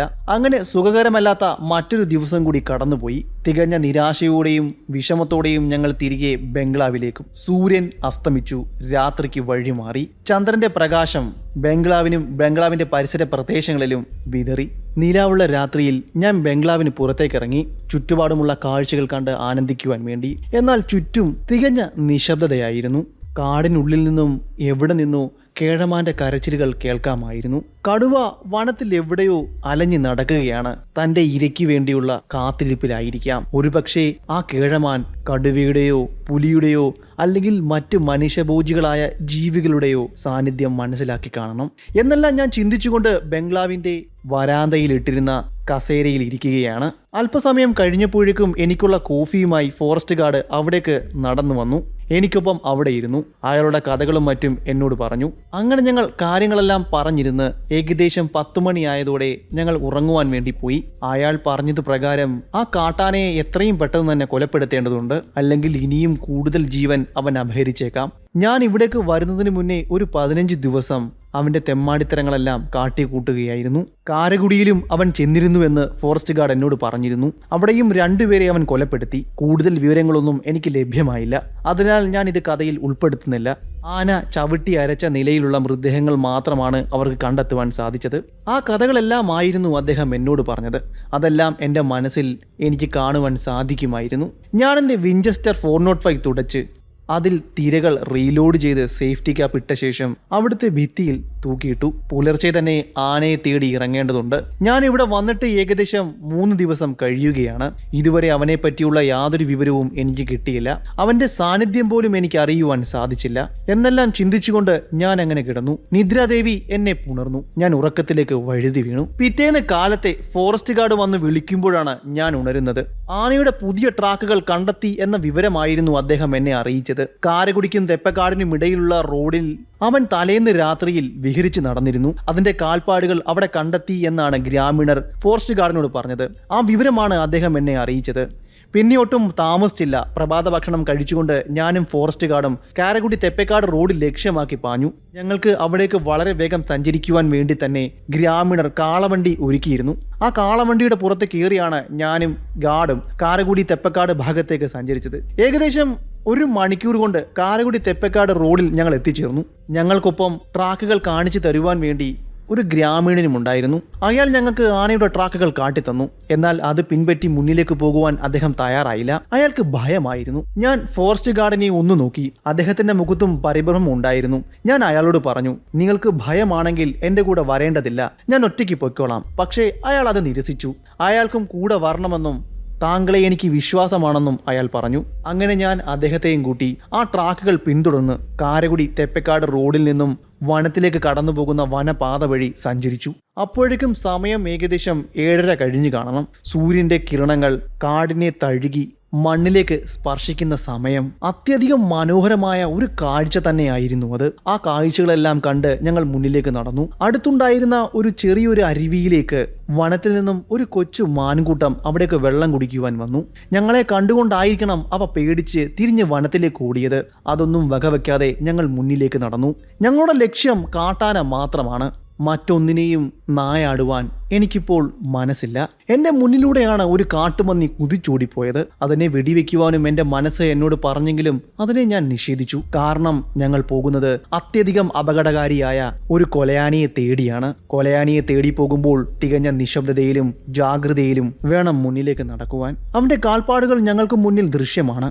കാൽപ്പാടുകളെ പിന്തുടർന്ന് ഞങ്ങൾ മുന്നിലേക്ക് നടക്കുകയാണ്. ഞാൻ ഗ്രാമത്തിന് സമീപത്ത് വെച്ച് കണ്ട കാൽപ്പാടുകൾ തന്നെയാണോ അതെന്ന് ഞാൻ തുടക്കത്തിലേ നോക്കിയിരുന്നു. അതേ വലുപ്പത്തിലുള്ള കാൽപ്പാടുകൾ തന്നെയാണെന്ന് എനിക്ക് മനസ്സിലായി. കാൽ അടയാളത്തിൽ നിന്നും അവൻ ഏകദേശം 10 അടിക്ക് അടുത്ത് നീളമുണ്ടെന്നും എനിക്ക് അറിയുവാൻ സാധിച്ചു. അങ്ങനെ ഞങ്ങൾ മുന്നിലേക്ക് നടന്നു.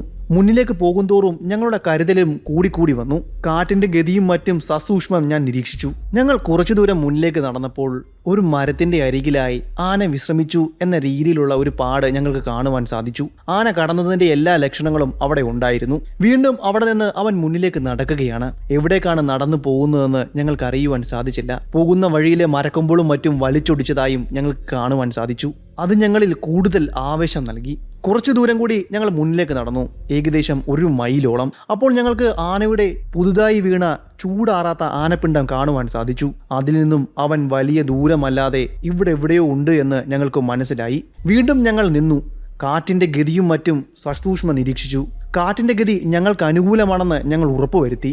വീണ്ടും ഞങ്ങൾ മുന്നിലേക്ക് നടന്നു നീങ്ങി. അങ്ങനെ ഏകദേശം 3 മൈലുകൾ ഞങ്ങൾ സഞ്ചരിച്ച് കാണും. അങ്ങ് ദൂരെ നിന്ന് എവിടെ നിന്നോ ചില്ലകൾ വലിച്ചൊടിക്കുന്ന ശബ്ദം ഞങ്ങൾക്ക് കേൾക്കുവാൻ സാധിച്ചു. ഏകദേശം 1/2 മൈലുകൾക്കപ്പുറമായിരിക്കാം അവൻ നിൽക്കുന്നതെന്ന് ഞങ്ങൾക്ക് മനസ്സിലായി. പിന്നെ ഞങ്ങളുടെ നടപ്പിൻ്റെ വേഗത കൂട്ടി.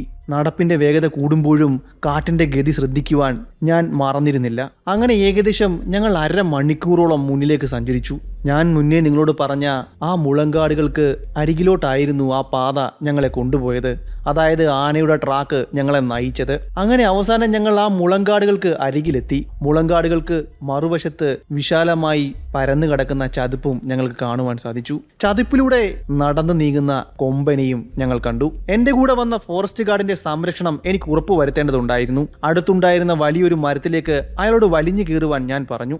അതിനുശേഷം അയാളെ സുരക്ഷിതനാക്കി എന്ന് ഉറപ്പ് വന്ന ശേഷം ചതുപ്പിലൂടെ മുന്നിലേക്ക് നടന്നു നീങ്ങിയിരുന്ന ആനയെ ഇവിടേക്ക് കൊണ്ടുവരേണ്ടതുണ്ട്. അവന്റെ പിന്നിലത്തെ വലിയ നീണ്ട മുറിവിൽ നിന്നും ഞങ്ങൾ ലക്ഷ്യം വെച്ച കൊലയാന ഇവൻ തന്നെയാണെന്ന് ഞങ്ങൾ ഉറപ്പിച്ചിരുന്നു. എങ്കിലും ചതുപ്പിലേക്ക് ഇറങ്ങിച്ചെന്ന് അവനെ നായാടുക എന്നത് അത്രയും എളുപ്പമുള്ള കാര്യമൊന്നുമല്ല. ചതുപ്പിലൂടെ ഓടുവാനുള്ള ബുദ്ധിമുട്ട് നിങ്ങളോട് പറയേണ്ട കാര്യമില്ലല്ലോ. തെന്നി വീഴുകയാണെങ്കിൽ അതോടെ കാര്യം കഴിഞ്ഞു. ആനയുടെ ശ്രദ്ധ ഞങ്ങൾക്കരികിലേക്ക് കൊണ്ടുവരുവാൻ വേണ്ടി ഞാൻ ഉച്ചത്തിൽ വിസിലടിച്ചു. ഭാഗ്യം, ആദ്യത്തെ വിസിലിന് തന്നെ അവൻ എനിക്ക് നേരെ തിരിഞ്ഞു നോക്കുകയും തിരിഞ്ഞു നിൽക്കുകയും ചെയ്തു. ഒത്ത വലിപ്പമുള്ള അതിനൊത്ത വളഞ്ഞ് കൂർത്ത വെള്ള കൊമ്പുകളുള്ള ഒരു കരിവീരൻ തന്നെയായിരുന്നു അവൻ. എന്നാൽ അവനിപ്പോൾ കൊലയാനയാണ്. ആനകളോടുള്ള കൗതുകം എനിക്ക് അടങ്ങുന്നില്ല, അവസാനിക്കുന്നില്ല. എങ്കിലും മനുഷ്യവിരോധിയായ ഇങ്ങനെയുള്ള ആനകളെ കൊന്നു തള്ളുന്നത് എന്നിൽ യാതൊരു പശ്ചാത്താപവും ഉണർത്തുന്നുമില്ല. ഞാൻ എൻ്റെ വിഞ്ചസ്റ്റർ 405 എൻ്റെ തോളിലേക്ക് ഉയർത്തി വെച്ചു. അവൻ്റെ മസ്തകത്തിന് നേരെ ഞാൻ എൻ്റെ തോക്കിൻ കുഴൽ ചൂണ്ടി. സേഫ്റ്റി ക്യാപ്പുകൾ റിമൂവ് ചെയ്തു. അവൻ്റെ തോക്കിന്റെ പരിധിക്ക് വരുവാൻ വേണ്ടി ഞാൻ കാത്തിരുന്നു. ആന അവിടെ നിന്ന് ചാർജ് ചെയ്ത് എന്നിൽ നിന്നും ഏകദേശം 20 അടി അരികിലേക്ക് എത്തിയപ്പോൾ എൻ്റെ റൈഫിലിൽ നിന്നും ആദ്യത്തെ വെടി പൊട്ടി. അത് വന്ന് പതിച്ചത് ആനയുടെ മസ്തകത്തിലായിരുന്നു. പിന്നെ ഒട്ടും സമയം പാഴാക്കാതെ ഞാൻ എൻ്റെ 2ാമത്തെ തിരയും പായിച്ചു. അത് കൃത്യം അവൻ്റെ മസ്തകത്തിൽ തന്നെ വന്ന് തറച്ചു കയറുകയും ചെയ്തു. പിന്നെ ഒട്ടും വൈകിയില്ല. ആന ഇടതു ചരിഞ്ഞ് ആ ചതുപ്പിലെ ചെളിയിലേക്ക് വീണു. ആനയുടെ വീഴ്ചയിൽ അവിടുത്തെ ചെളി ഒരു ഭാഗത്തേക്ക് തെറിച്ചു. അവന്റെ തലയിൽ നിന്നും രക്തം ആ ചെളിയിലേക്ക് ഊറിയിറങ്ങി. ആന ആ ചതിപ്പിലേക്ക് ചരിഞ്ഞതും മരത്തിന് മുകളിൽ നിന്നും ഒരാരവം കേട്ടതും ഒരുമിച്ചായിരുന്നു. സന്തോഷം കൊണ്ട് ആ ഫോറസ്റ്റ് ഗാർഡ് മരത്തിന്റെ മുകളിൽ നിന്നും താഴേക്കെടുത്ത് ചാടി. അയാൾ തുള്ളിച്ചാടി. സന്തോഷം കൊണ്ട് അയാൾ എന്നെ കെട്ടിപ്പിടിച്ചു. ആനയുടെ അരികിലേക്ക് പോകുവാൻ തുനിഞ്ഞു. ഞാൻ അയാളെ തടഞ്ഞു. അല്പസമയം കൂടി കാത്തതിന് ശേഷം മാത്രമേ ആനയുടെ അരികിലേക്ക് പോകാവൂ എന്ന് ഞാൻ അയാളോട് പറഞ്ഞു. ഞാൻ എൻ്റെ റൈഫിൾ ആനയുടെ ശരീരത്തേക്ക് ചൂണ്ടിവെച്ചു. അല്പസമയം ഞങ്ങൾ കാത്തുനിന്നു. ആനയുടെ ജീവൻ പൂർണ്ണമായും പോയി എന്ന് ഉറപ്പ് വന്ന ശേഷം ഞാൻ അയാളെ അതിനരികിലേക്ക് പോകുവാൻ അനുവദിച്ചു. അങ്ങനെ അവിടുത്തെ നാട്ടുകാർക്ക് ഒരു തലവേദനയായി തീർന്ന കൊലപാതകിയ ആനയുടെ കഥ ഇവിടെ തീരുകയാണ്. 2 ദിവസങ്ങൾക്കപ്പുറം ഞാൻ അവിടെ നിന്നും എൻ്റെ ഗ്രാമത്തിലേക്ക് പോയി. പോകുമ്പോൾ ആനയുടെ കൊമ്പും ഞാൻ എനിക്കൊപ്പം കൊണ്ടുപോയിരുന്നു. നമ്മുടെ ഇന്നത്തെ ഈ കഥ ഇവിടം കൊണ്ട് അവസാനിക്കുകയാണ്. ഞാൻ എന്ന് പറഞ്ഞ ഈ കഥ നിങ്ങൾക്ക് ഇഷ്ടമായെങ്കിൽ ചാനൽ സബ്സ്ക്രൈബ് ചെയ്യുന്ന കാര്യമൊന്ന് പരിഗണിക്കുക. അതുപോലെ നിങ്ങളുടെ ഇഷ്ടം കമൻറ്റിലൂടെയും ലൈക്കിലൂടെയും അറിയിക്കുക. അപ്പോൾ പുതിയൊരു വീഡിയോ ഞാൻ അടുത്ത ദിവസം വരുന്നതായിരിക്കും. അതുവരെ ഗുഡ് ബൈ.